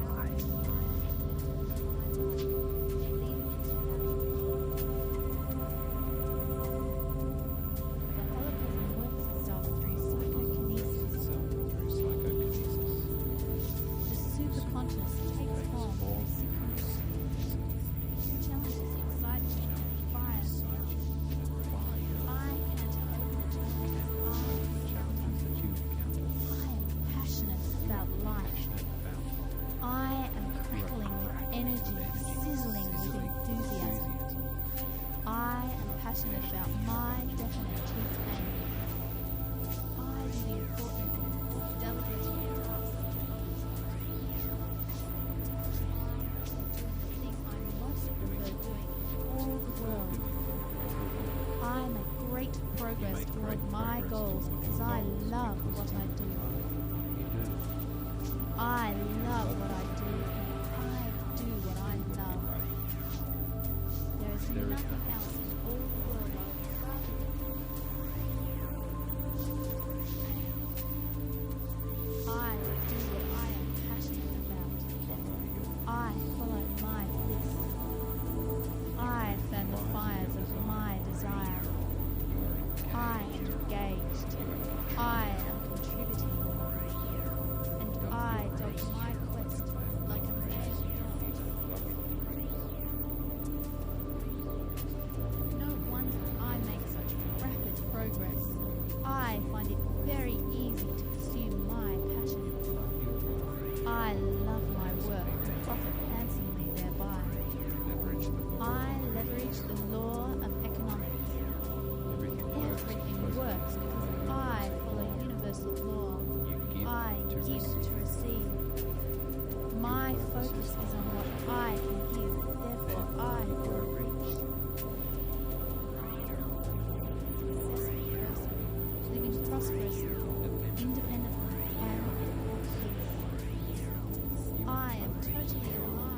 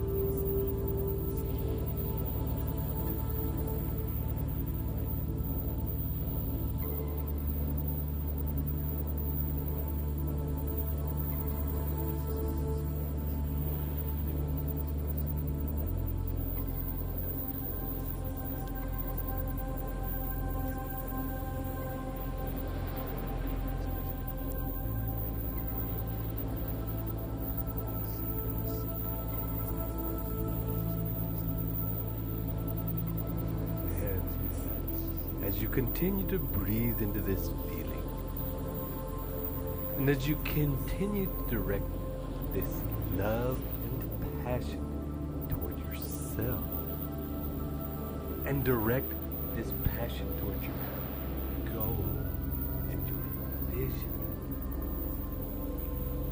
shift these feelings now entirely to your goals, your ambitions, the magnificent things you have set to achieve.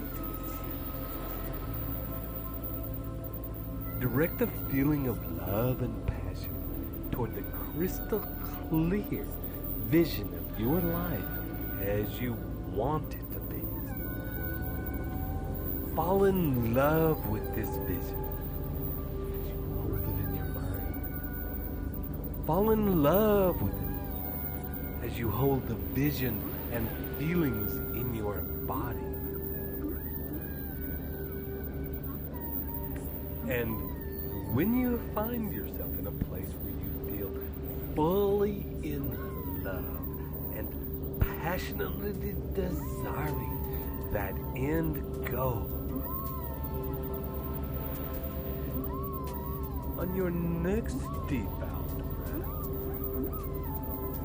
begin to journey backward from that point in your future time. Journey back from the perfectness of your vision fulfilled. Journey back towards today, holding that feeling of love in your body and directing it toward your vision. Your vision back toward the here and now, allowing each step, each moment to be colored, enlivened, invigorated, amplified, volumized by that inner feeling.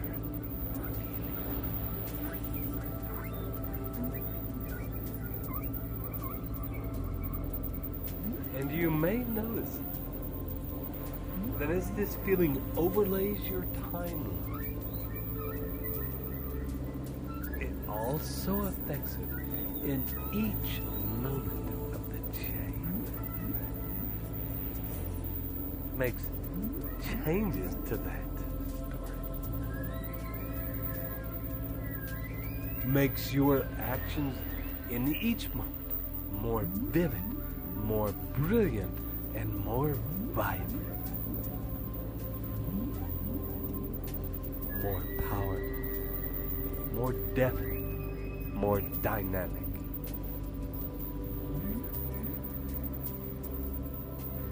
And continue to journey all the way back, noticing any changes that are made as you go, as you return, all the way back to the here and now.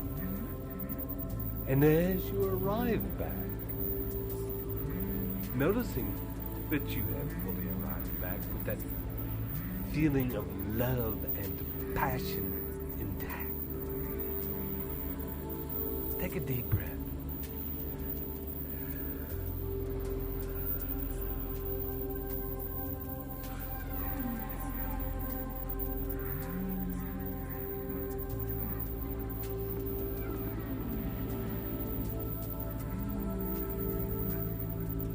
And on your next deep breath, direct that passion toward your goal. But this time, direct it toward the vehicle, the business, or actions that you are taking now to you to achieve your desired income, to what it is that you do, to the passion of accomplishment, the application, the realization, the actualization, to everything that you give and contribute to this world. Attach those passionate, loving, energetic, vibrant feelings.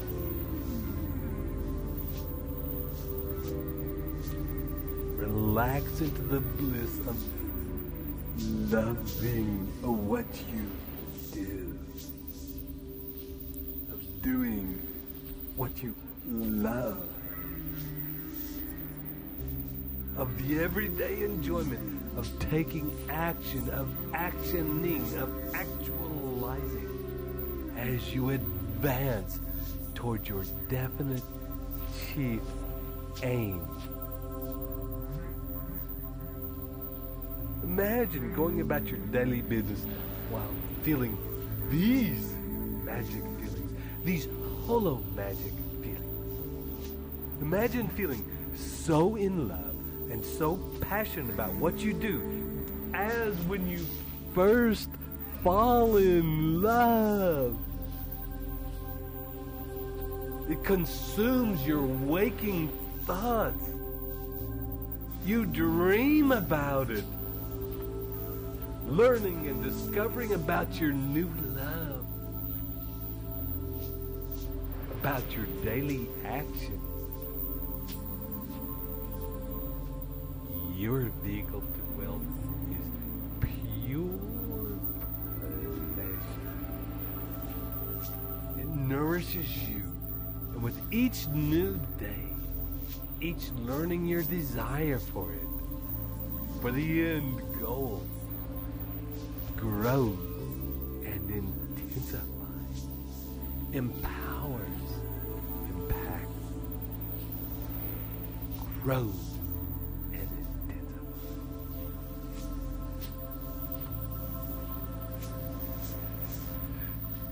And on your next deep out breath, move your focus of this from your goal back to yourself. Direct it into your heart, your mind, your pelvis, your belly, and direct it into your legs and feet, your arms and hands, into your spine and nervous system.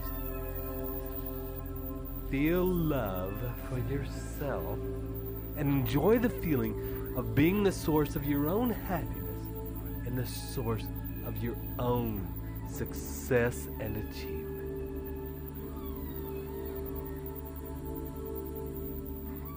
And as you revel in that feeling and relish every bit of your amazing self,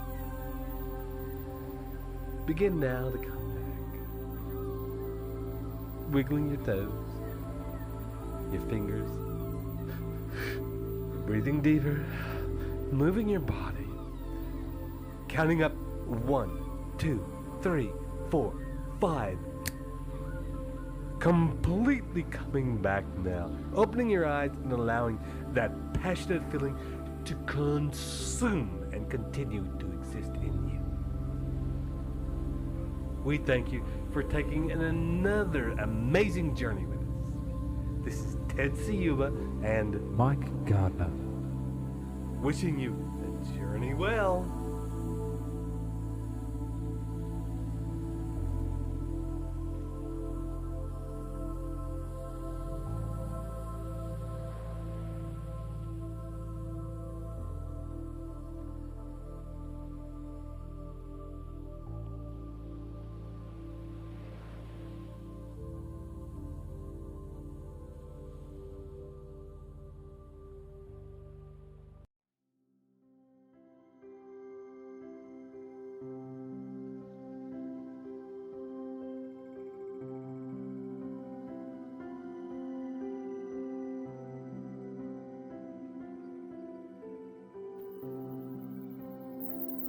Hello, and welcome once again to this series of powerful processes to install the principles, beliefs, and behaviors of the new Think and Grow Rich mindset into your beings.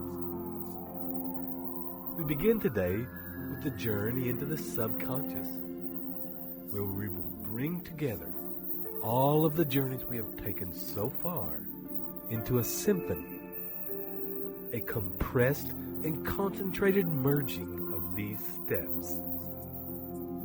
This is, as always, Ted Ciuba and Mike Gardner, ready to guide you on this journey now.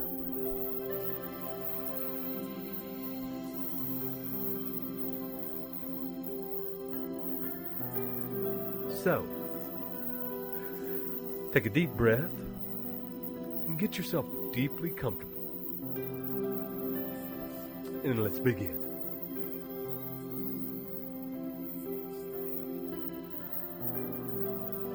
For a moment, take some time to notice your breathing. Its gentle rhythm. The flow in and the flow out.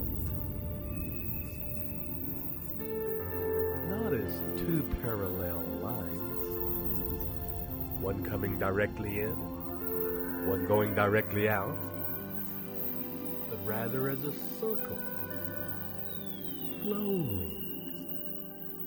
Cool air coming in, right down into your body, and then turning and flowing out as warm air. And then shortly, your breath turning again to flow back in. And in a moment, I invite you to bring your focus to the turning point, where you will find at the end of the in-breath, but before the out-breath, a still place, if only for a second. Noticing also the same still space between the out-breath and the in-breath. Still. And each time you breathe, that split second of stillness expands. Each time it pulses out like a wave of deep stillness that radiates out from your center and affects all parts of your body.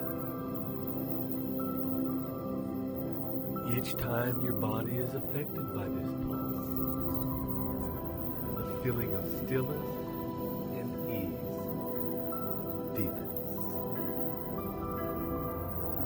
At the end of each out breath and each in breath, the relaxation deepens and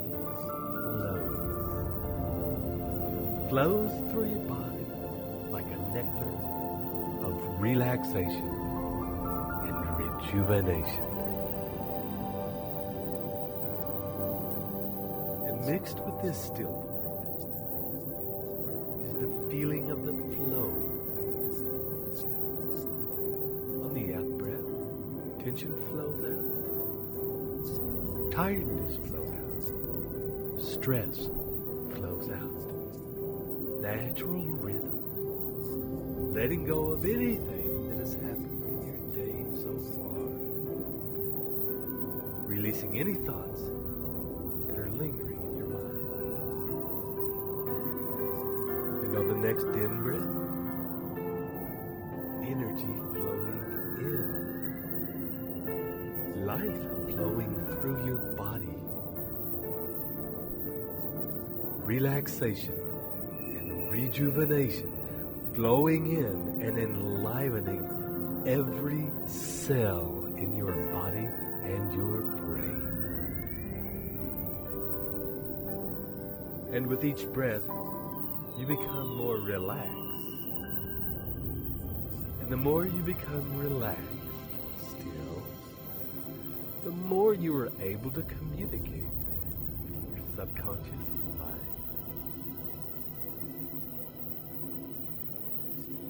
Moment, you can simply ask your subconscious to continue this process automatically without your conscious attention. And with that instruction in place, refocus your attention to the still point between the breath flowing in the breath flowing out, and the breath flowing back in again. And notice, if you can, that there is a difference between breathing and allowing your breath to just happen, as though you were being breathed. And see if you can allow yourself to get to the place where you can trust your body to be breathed. to find its own ease.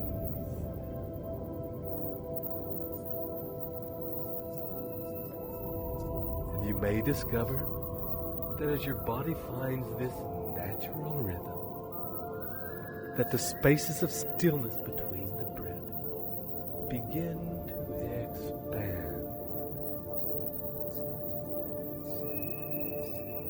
And you will perceive a longer time of stillness.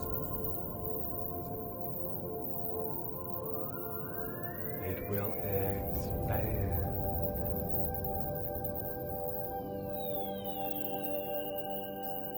And each time this stillness happens, the space between the breath, this expansion, you will begin to drift out further and further. The stillness is taking you out to a place beyond your surroundings, beyond the area where you live, beyond the countries, beyond the planet, traveling now beyond the solar system,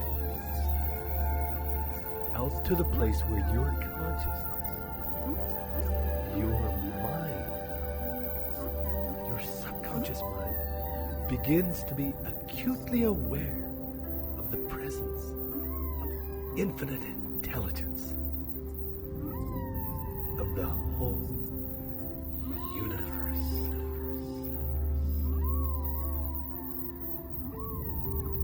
You are surrounded by a feeling of deep love.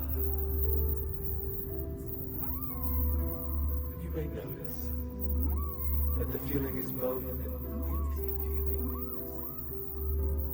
and a full. That it's both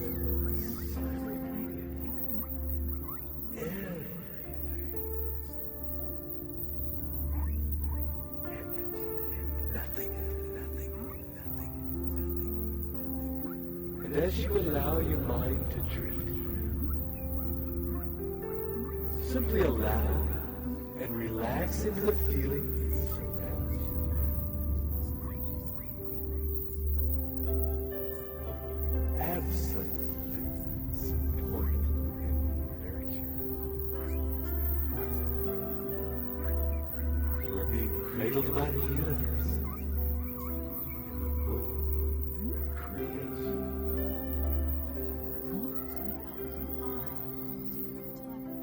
There is a time to every purpose. There is a time to every purpose under heaven. I am in flow. You are grateful I am happy and this grateful very this moment. very moment. You I carefully craft present tense, motivating, truthful, driving affirmations. I You enter enter profoundly into the into fantasy of fantasy my of your consuming consuming affirmation. affirmation. I follow the Vacagem formula, impacting Follow the emotional Vacagem sensory formula, input into my Making emotional affirmation. sensory input into your Visual affirmation. stimuli, auditory Visual input, stimuli, kinesthetic. auditory input, This is how I feel. kinesthetic. This is what I feel. Olfactory, The odors in my environment. Gustatory, taste, gustatory, extreme emotion. This is how I feel. This is With how extreme emotion. extreme emotion. Emotion. This is what is an emotion in the environment. My autosuggestion Your is autosuggestion effective. You I do the feel present tense. present tense. And cast all your all goals my and goals ambitions. and ambitions in present tense. You I receive receive every knowledge, advantage, resource, or contact needed to achieve my definitive aim. Everything I need comes in perfect time, in its own holocosmic form. You build glorious vision of achievement and enter Enter into them so fully they are real. I am You a are a multi-millionaire today. today. You are a multi-millionaire. subconscious connects you with the holocaust and infinite intelligence. Subconscious mind, and I respond with all my heart, soul, and body. You receive guidance through your subconscious receiving set. My subconscious receiving You are set. closed. I am open to cosmic wealth and guidance. The subconscious of all individuals are connected in the universe. I use the portion of my mind that genius used to both send and receive. Switched on to cosmic use. I rely on my You rely on your subconscious mind and it becomes more dependent. You give your subconscious and the Holocaust and images of clear and specific I design and direct my thoughts to be effective in the acquisition of wealth. design and direct your thoughts. I mix faith with my subconscious demands. You mix faith I with am wealth because I rely on my subconscious to send and receive because you messages rely to on the and subconscious to send and receive messages.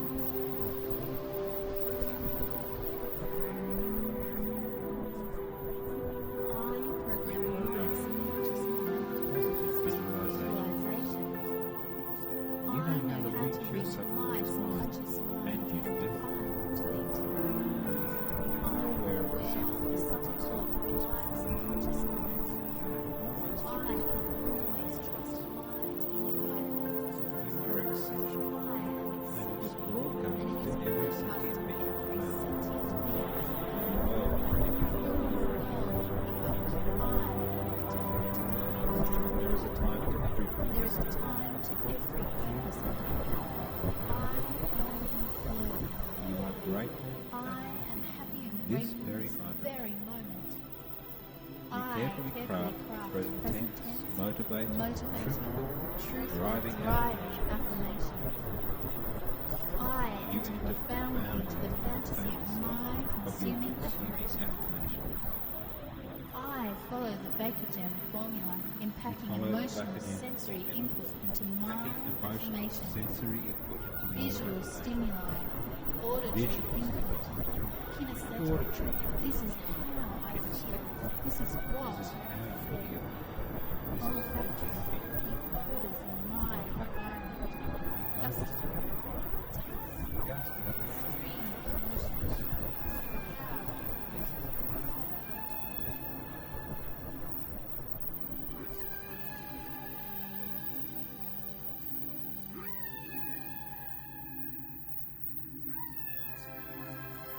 And as you enjoy every moment, feeling nurtured and supported by infinite intelligence, you can also take this opportunity to communicate, to form a partnership with infinite intelligence by summoning up the vision of your future, your definite chief aim in life. Imagine now your life as you wish it to be. In all the detail you have constructed,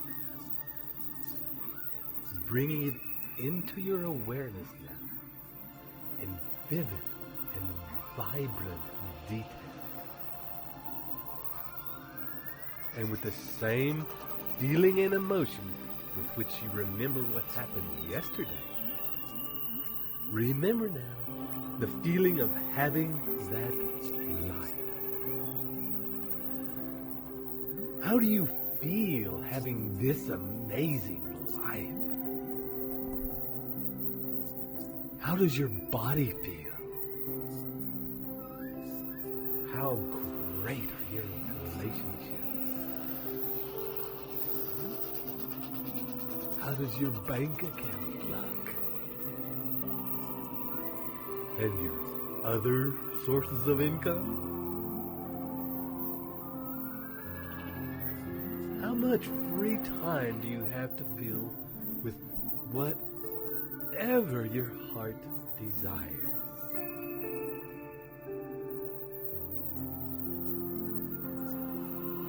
does it feel like to have such a magnificent and successful business?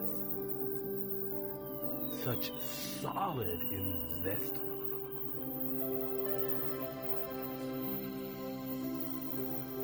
How does it feel to be so supported by your mastermind degree? Knowing that they are there to make you richer and richer, as you are there for them also. How confident do you feel knowing you have at your fingertips all you need to know to make as much money as you like, as well as knowing that you have the help and the organization behind you to fulfill whatever plans you decide to set into motion? How amazing does it feel to know that you had the unstoppable faith in what you wanted to do, and that you followed it up every step of the way with powerful and focused actions until you made it happen. That you translated your dreams into the reality in which you now stand. This is the life you created with your own two hands, your heart and your mind. How rich does your life feel, knowing that through your openness and allowing, you have been guided and supported by infinite intelligence. You have been guided by the holocosm itself to create your desires into a reality that supports you with a life that's the way you want it to be, and supports those around you in your business and personal relationships to live a fuller, richer life also. How proud do you feel knowing that your example, your success, your fullness as a person can become a guiding light for those just starting their journey of realizing their dreams?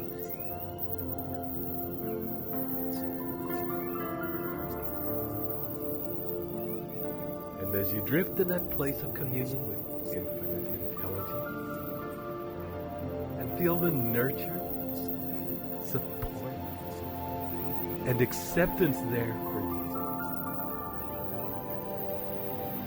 allow these visions, feelings, and passion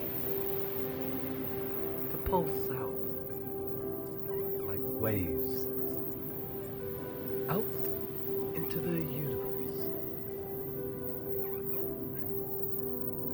vibrating in harmonic magnetic sympathy to the tone that connects all things.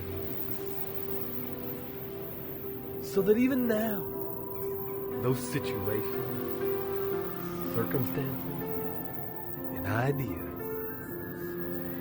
those actions, those people needed to manifest your desires are moving by the law of magnetism and entering your life at the ready to create those perfect combinations to bring this life of your dreams into reality.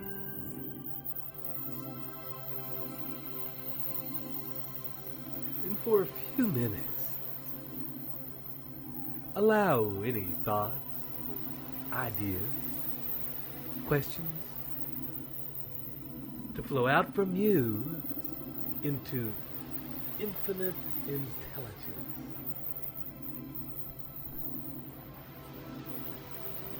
And at the same time, open yourself to accepting any feedback, answers, guidance, direction, ideas, inspirations that come back from the Holocaust. That universal intelligence that you are communing with back to you.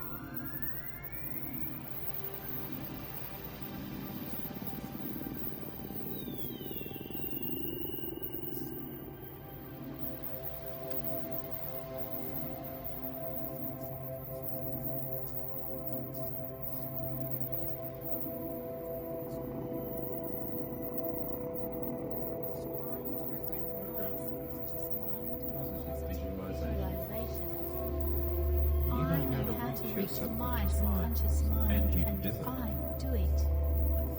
You are aware of the subtle talk of my subconscious mind.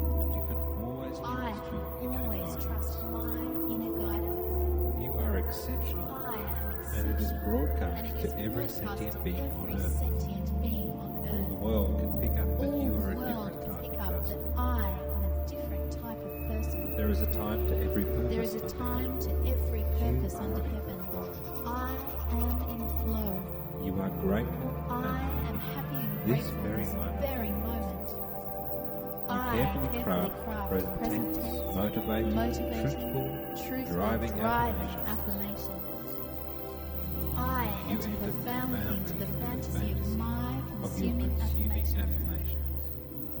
I follow the Baker Jam formula in packing emotional sensory input into my affirmations.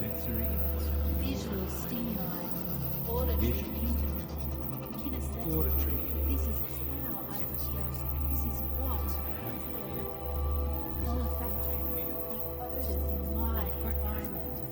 Gustatory, taste. Extreme emotions. This is how I feel. This is how you feel. Emotion. This is what is in motion in the environment. My autosuggestion is effective. I live in the present tense. And cast all your all goals my and goals and ambitions in the present tense. You I receive receive every knowledge, advantage, resource, or contact needed to achieve my definitive aim. Everything I need is the perfect time of its holocosmic call. feel I the feel glorious the vision of glorious achievement. vision of achievement And and enter into them so fully they are real. I am a multi-millionaire today. Today, you are a multi-millionaire. My subconscious Your connects subconscious me connects you with the Holocaust infinite with infinite intelligence. I hear infinite intelligence through my subconscious mind, and I respond with all my heart, soul, and body. You receive guidance through your I subconscious receive receiving guidance through center. my subconscious receiving You are center. well. I am open to cosmic wealth and guidance. Subconscious of all individuals are connected in the universe. I use the portion of my mind that genius used to both send and receive the subconscious. I am switched on with the holocosmic universe. I rely on my You subconscious rely on your mind. subconscious mind and it becomes Day. My subconscious and holocosmic You clear give your subconscious instructions the whole and images of I design and direct my thoughts to be effective in the acquisition of wealth. design and direct your thoughts to I be mix faith with my subconscious demands. You mix faith I with am wealthy because I rely on my subconscious to send and receive messages to me. send and receive.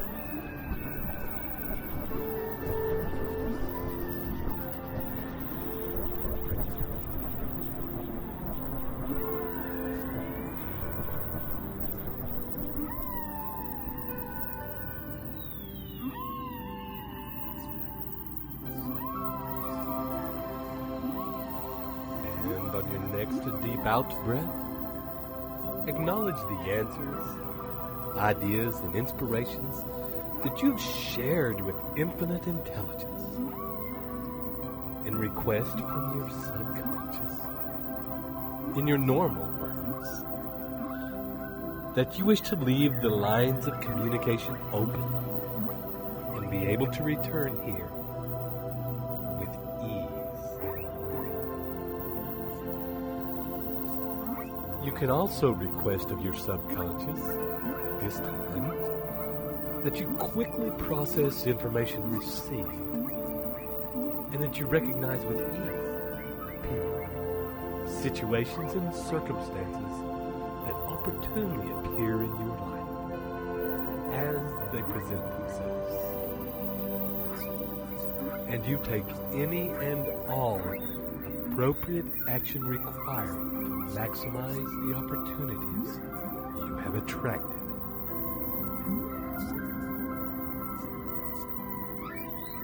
And in a moment, your breathing will deepen.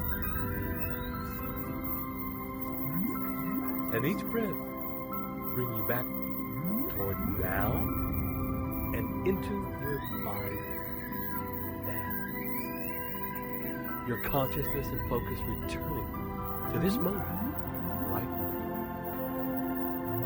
And to the place where you're lying or sitting. Feeling your edges, breath deepening, and each in-breath now becoming fuller and filling your limbs, your fingers and toes with life and energy. And coming fully in now. 1, 2, 3, 4, 5. Halfway back now. 6, 7. Moving and stretching. 8, 9. Opening your eyes. 10. And thank you so much for allowing us to share this beautiful space with you and to be part of your creative process. This is Ted Ciuba and Mike Gardner, wishing you journey well.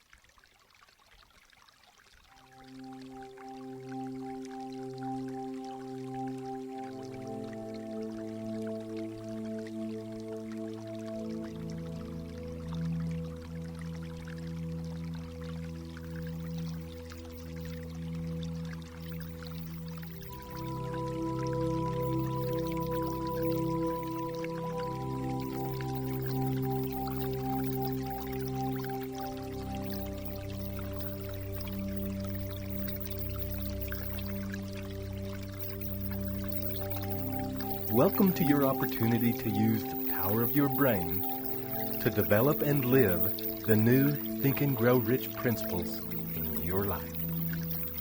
This is Ted Ciuba and Mike Gardner, about to guide you into the mystery that is your own magnificent and amazing brain. And, as we've done before, we'll begin by finding a quiet place where you won't be disturbed, getting comfortable and relaxing deeply. Allowing yourself to focus in on your breathing, noticing the rise and fall of your chest and belly, the flow of breath in and out of your body, and the feeling of that flow happening in other places around your body. Noticing if you can feel the flow of energy happening in your arms, in your back. Feeling the breath flowing up and down your spine. Bring your attention to the flow of breath in your pelvis, in your legs. As you breathe, feeling the energy of that breath in your skin. And scan your body, you now take in the feeling of your breath activating the skin all over your body. Take in as much as you can of that information. And see how much of that information you can hold in your awareness at once. And now, take a deep breath.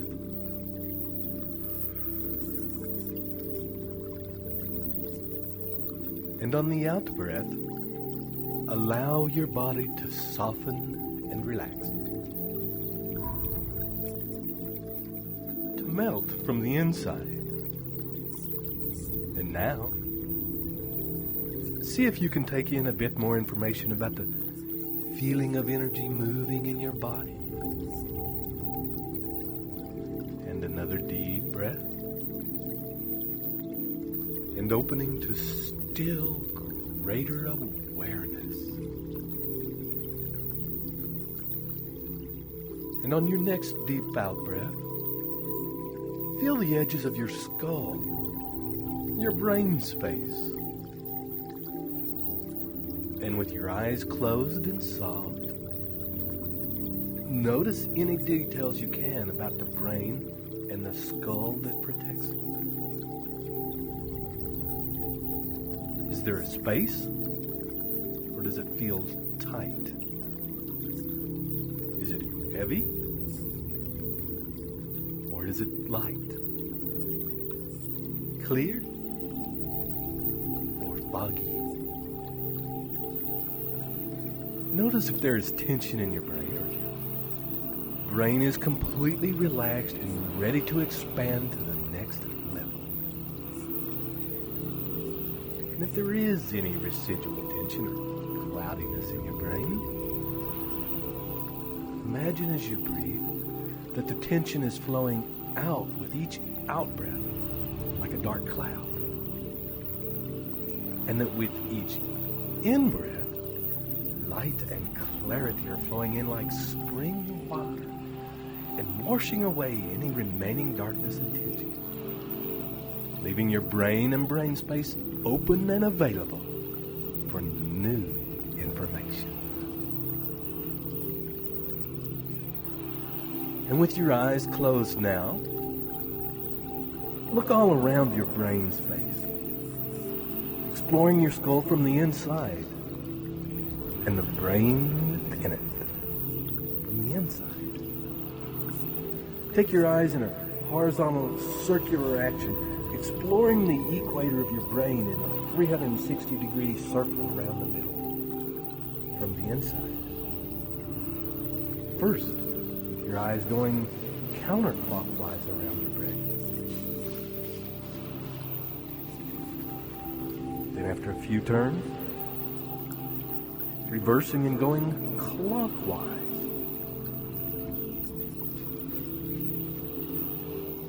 Then changing again and using your eyes to explore the center of your brain.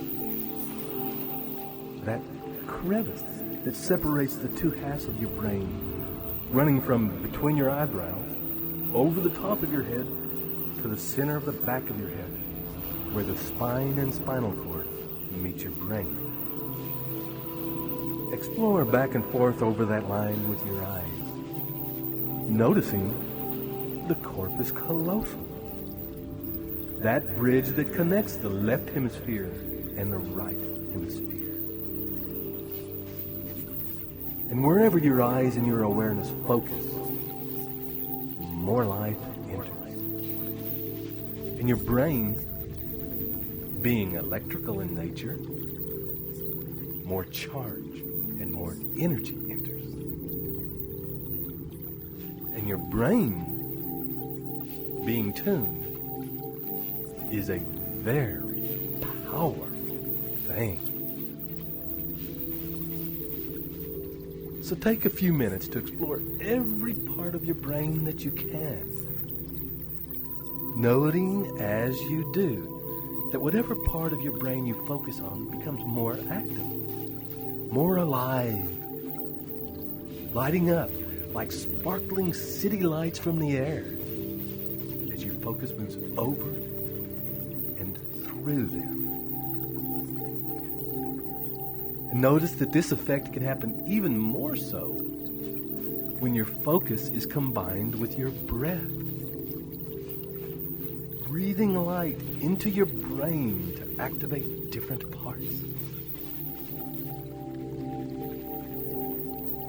See if you can get your whole brain and spinal cord active and in your awareness at once. And maintain that awareness for as long as you can. And if it begins to fade or your attention drifts, just gently come back and start again. Your focus is energizing as often as you need to light up your whole brain.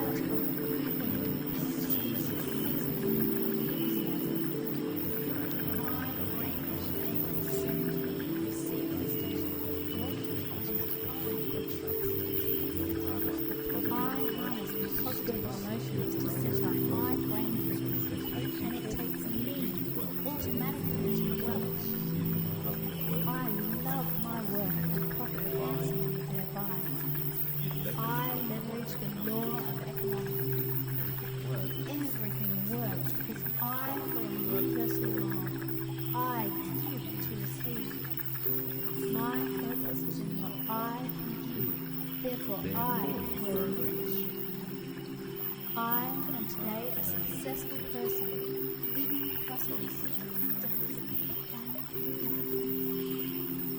I am totally alive to opportunity.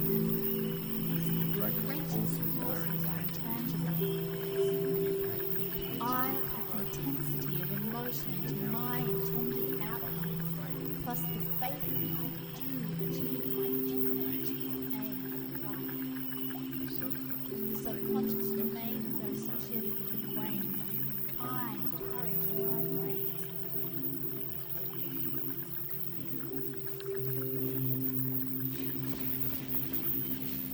And with your brain now feeling more alive than ever, begin to focus your attention to a point along the line between the center of your eyebrows, in the corpus callosum, in the center of your brain.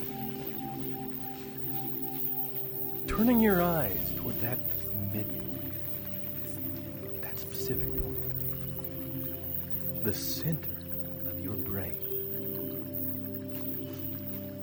Focusing now all your awareness to that point, allowing that place to come alive and fully charged, tuned, and activated.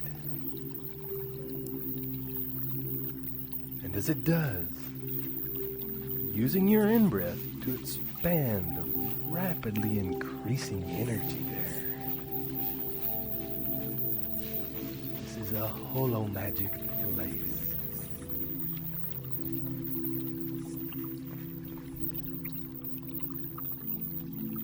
Using each in-breath now to draw energy from the rest of your body to that point.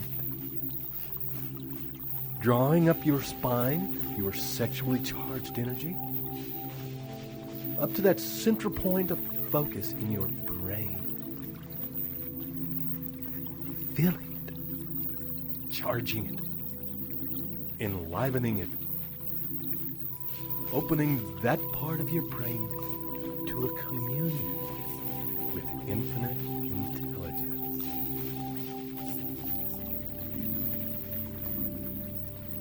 Opening to an exchange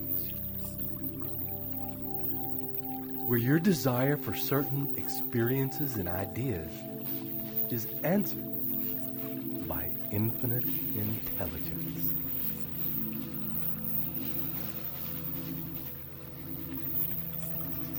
And so, as you breathe and continue to focus on this powerful center in your brain and hold that attention steady, you drop deeper. And each breath allows you to let go more deeply of all extraneous information, to surrender all limiting belief about the amazing things you can achieve, so that as you focus your eyes and attention on this central point, consciously empowering the law of attraction, you will be able to magnetize into your experience whatever you hold in your charged and focused mind. And in this moment of creation, now summon the visions of your desired outcome. Call up the details of the reality you have been creating in these recordings, centered around your definite chief aim in life. Allow the heartfelt emotions of this reality to flow through your being. Switch on the vision of this reality in all its realistic and vibrant colors and details, bringing all of the stunning and joyous details into the center point in the middle of your brain.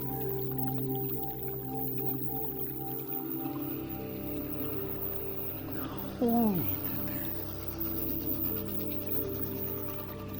Unfold and explore the details of this world. from this powerful point in your brain. Feel how you enlivened and charged your brain with the focus of your awareness. And how that energy and that charge is also activating and charging your vision, making it more real, more tangible, more alive. Fully immerse yourself in this world now from the central part of your brain. With your eyes turned inward towards the center, live this experience more fully as you have lived every day up to this moment.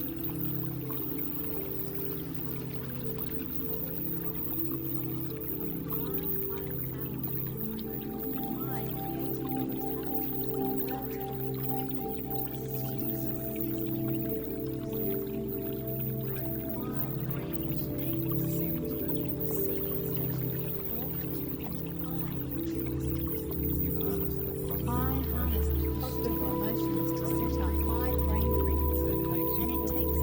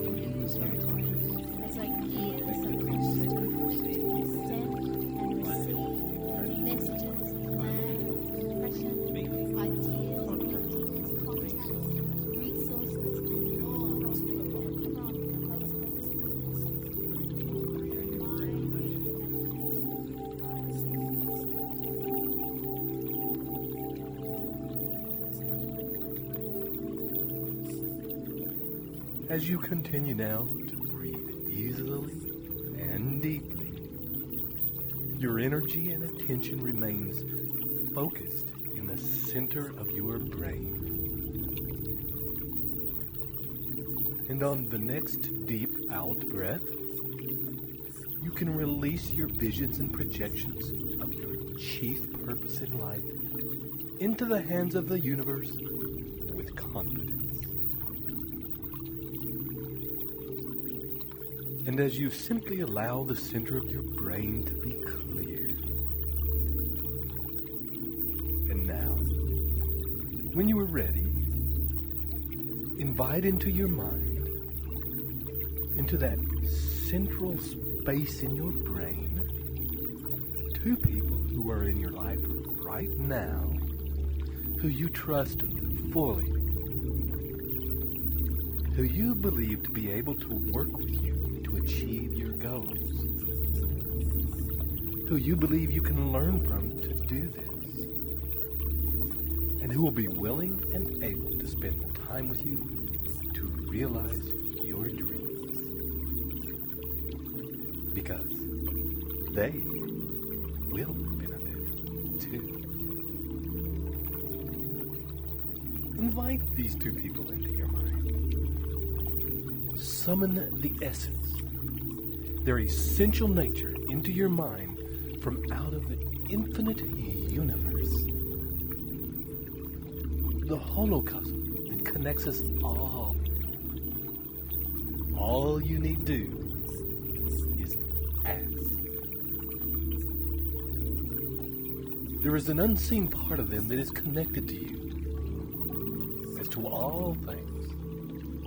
And it is this part you are now joining with. And as you take your next deep breath and feel the focus and attention affecting and awakening the physiology of your brain, imagine sitting with these two trusted people,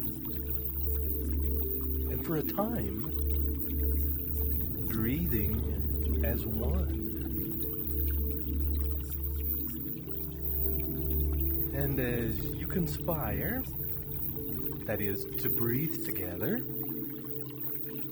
to realize your dreams, state as one to the universe that it is your intention to devise the solution and the steps required to take you to the next level in the direction of your dreams. That you are fully ready to receive the answers and resources to that end. And that those answers should come from the highest source and represent the highest good for all life everywhere.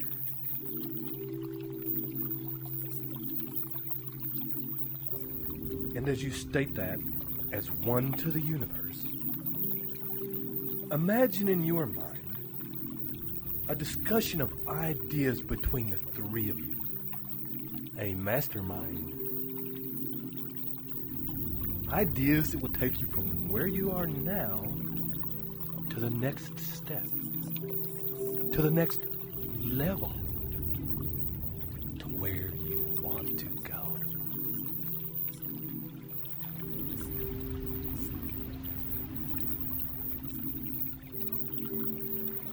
Allow ideas to flow unhindered, and also allow ideas, once presented, to evolve, to morph, to grow into bigger and more streamlined ideas.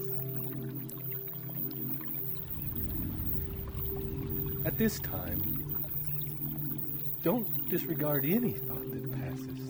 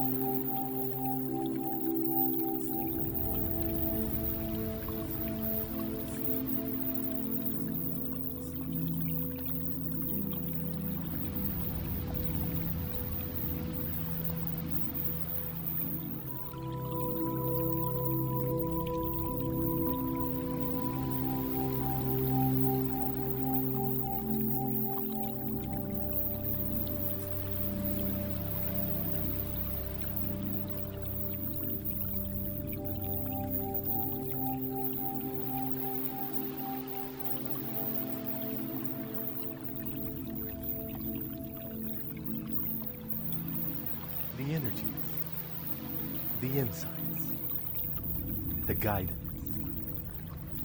the direction. Holding them in your mind, in the center of your brain to continue to permeate and develop over the next few hours and days.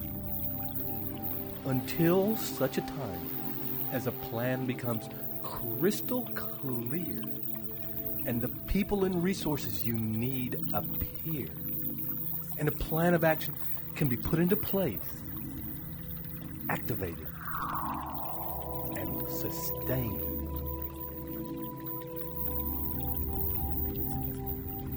And over the next few breaths,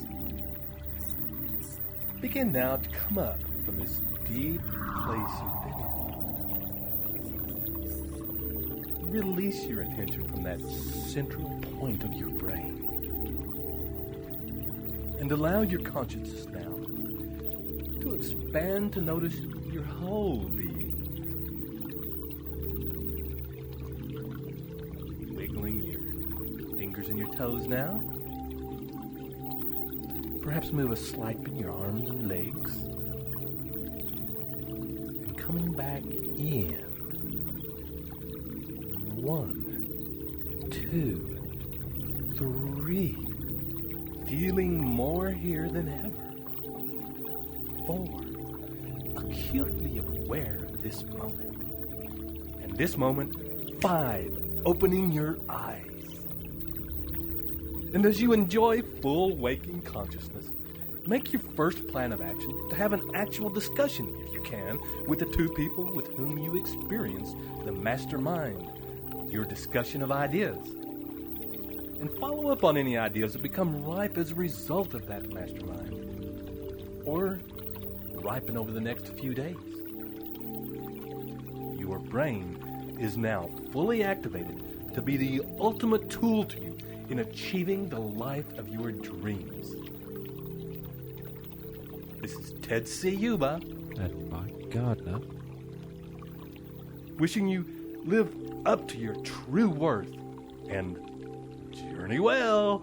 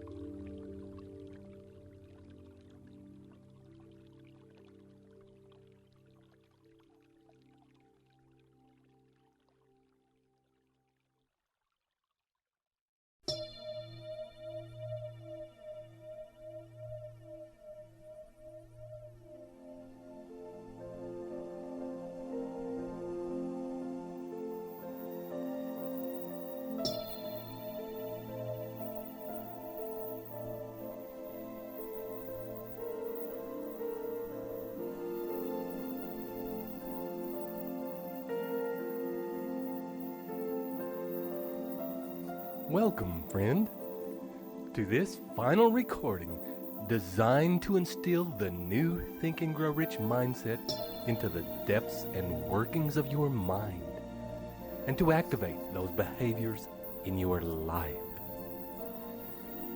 This final and most important of all the principles will help align you with the infinite intelligence of the universe so that you work hand in hand with that intelligence, so that you live every day with universal intelligence supporting your life.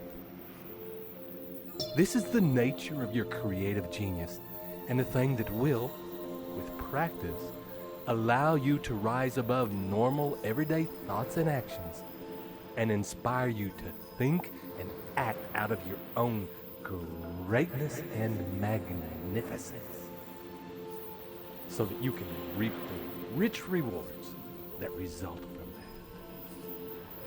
This is Ted Ciuba and Mike Gardner, ready to take you on this last journey so that you can discover and work with your own sixth sense.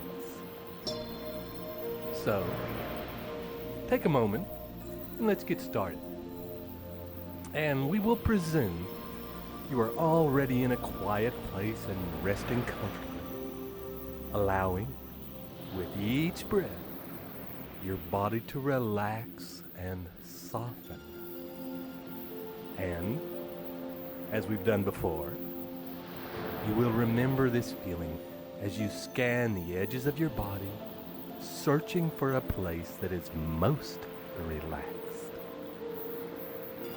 And when you find it, allowing each breath to expand that feeling, rolling out in ripples like a stone on a pond might create. Ripples that radiate relaxation and rest and stillness out into the rest of your body, affecting other parts, so that they begin to drop any tension and relax deeply. And with each breath, you will also find an opportunity to bring out any lingering thoughts of the day, so as to release the busyness of your mind.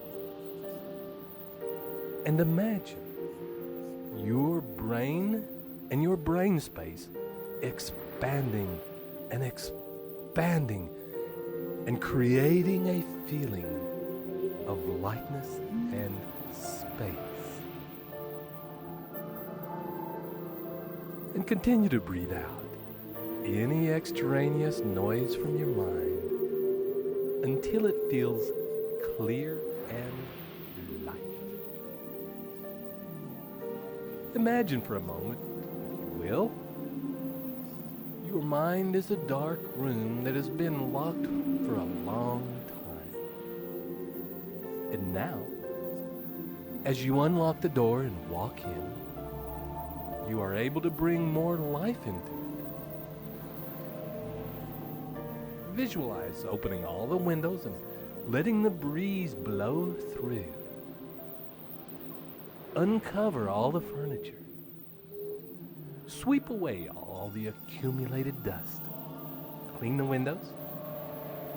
Clearly see yourself enjoying the process of clearing and cleaning every dark corner, every speck of dust and dirt, until this room of your mind feels a fresh and comfortable place for you to be.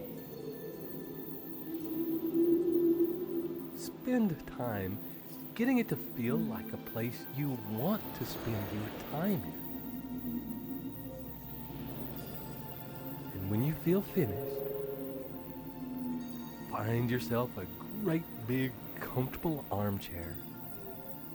Sit in it and enjoy the work you have done so far.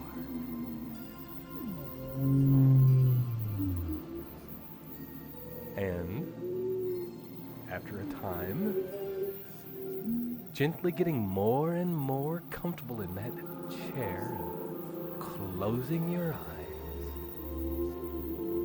And on the next deep in-breath, and beginning to expand, as you have done before, up and out of the place you are in. Out, out, out. Into the space above the planet. And each breath taking you further out, past the edges of the solar system. Seeing your surroundings quite clearly as you expand now out of the galaxy and out and out, out into clear space. Breathe, seeing all around you millions of galaxies. And as you breathe, noticing that as you breathe, they expand. The whole universe seems to breathe in in. And as you exhale, the universe exhales. You are at the center. You are it, and it is you. For in this place, you can come to whenever you need to think something through, whenever you need a problem solved, whenever you need answers. And so, imagine now the finished product of your life, the life you have been creating in your mind over the course of our journeys. Summon now, as you have done so many times, and especially pay attention to the parts that you have already achieved. The parts, however small, that are already how you want them. And allow yourself to feel gratitude for those blessings that are already in your life. And in a moment, release that image and turn your attention to the parts that have not been realized yet. Hold them in your mind. In your vision is something that needs to be changed. A problem solved. A request and desire for those experiences. Hold them in your mind until you feel that your subconscious has taken that information in, has absorbed, and has begun to process it. Then, let it go. Release that picture and allow your mind to clear of thoughts, to become still. And as images, words, ideas begin to flash through your mind, simply let them appear. Taking mental notes of the ones that feel most powerful. And then releasing them. Becoming still and clear in awaiting more information.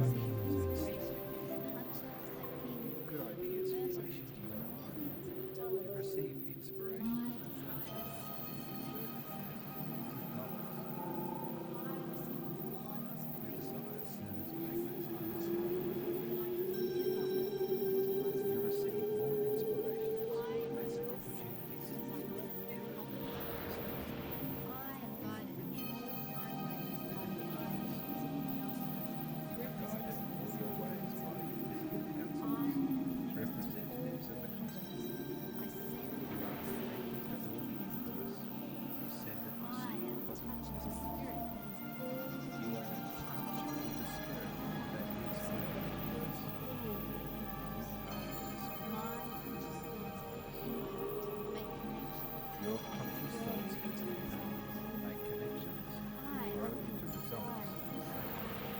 You can I am tuned in wellness forces. I produce positive input to all.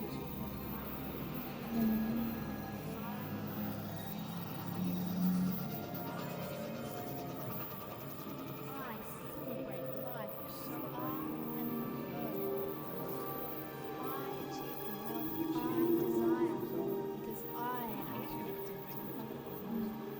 I act on the idea, inspirations, messages, introductions, and opportunities I see. And gently now, allowing your mind to be at rest, open, expanded, and connected to the infinite intelligence of the universe. May be of value at this time to thank that intelligence for answers you have received so far. And when you are ready, return now gently, and in your own time, back to the room of your mind, to find that it contains a very large round table with many chairs. Take time to take in all the details. The shape of the chairs,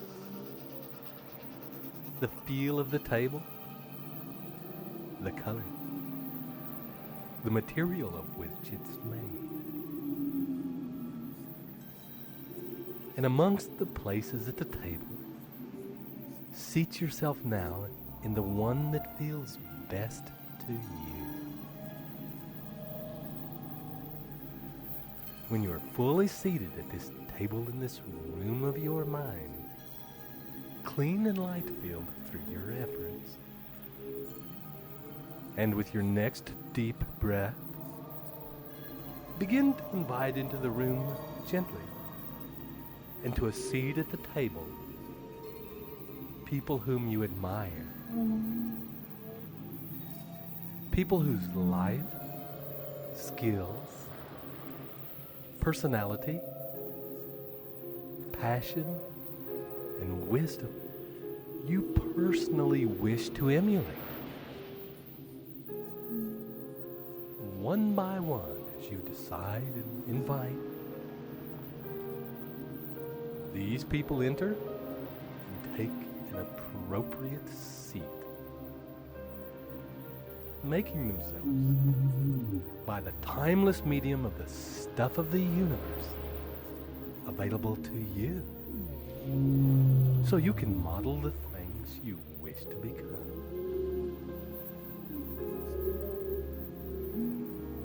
Remember, as you choose, these people can be alive or deceased, can be fully known to you or intuitive, people you have met and know, and people you would like to meet.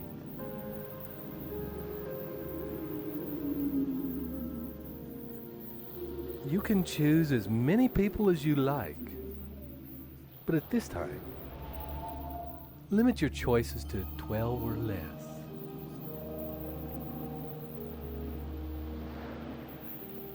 And when you are all seated at the table, you can begin to chair the meeting by going around the table and addressing each participant by name and stating to them what it is about them that you admire and what it is you wish to emulate. What particular part of their personality you desire to develop in yourself. For example, Tony Robbins, I admire how you, following the exact message that you preach, put it together for a billionaire's fortune in a few short years. I wish that you teach me the same. Take a couple of minutes now to thoughtfully address each member of your assembled council and allow for the possibility of a response from each of them. Perhaps sharing with you ways in which you can develop that trait.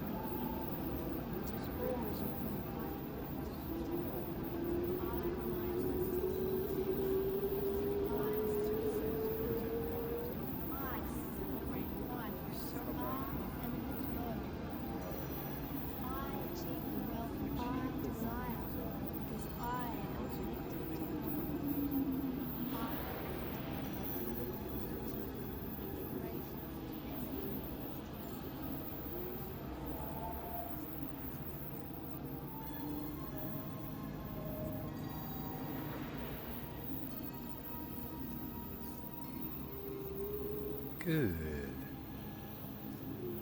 And when you have finished making your introductions to these people, people who represent to you your ultimate mastermind group, and to embody traits that you wish to unlock in yourself, introduce these people to the project at hand.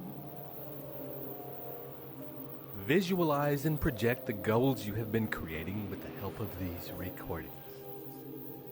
Share with them the stunning and beautiful life you are creating in all its contribution, its fullness, its depth, detail, motion, and emotion. Show them the sort of person you wish to become, the kind of lifestyle you wish to lead. Demonstrate the relationships you have created, the house you live in, the car you drive. Reveal to them this image of your family life, your love life, your financial life. Allow them to witness you in your business, in your glory, in your majestic success. Show them how much joy and happiness you have in your life. Share with them your current plans and ideas for achieving this reality. Open the vault on all your ideas, plans, and desires around what you intend to give in return for this life. What exactly do you, at this point, intend to offer the world in order to realize the reality of your perfect life?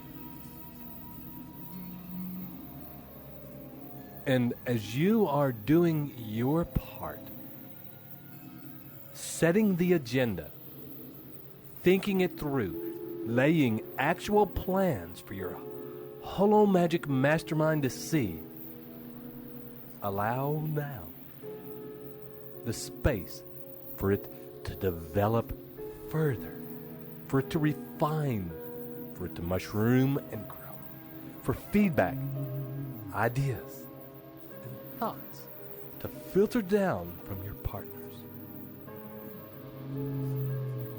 making your plan so much more certain of accomplishment.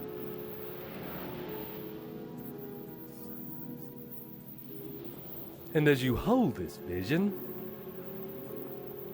be aware of the things in this scene that really inspire and drive you,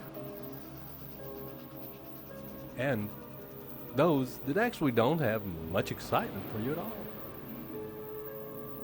And make whatever changes are necessary in order to have that beautiful picture of your future as inspirational as possible, filled by your invisible counselors, the mystical master mind.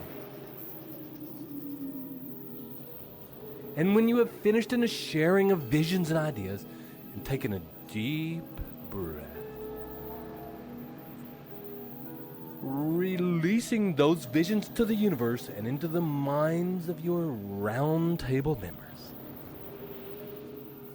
look each now of the chosen people in their eyes, one at a time, and make a commitment to visit with these people regularly in this place, at this table, and that you will come with an open mind and a willingness to act on instruction, inspiration, and suggestions received with faith and persistence. Commit to them and yourself that you will bring the charge of your sexual energy, your passion, and your limitless imagination both into this place and also to take these things that are generated here out into the world to achieve your grandest vision and work toward the highest good of all.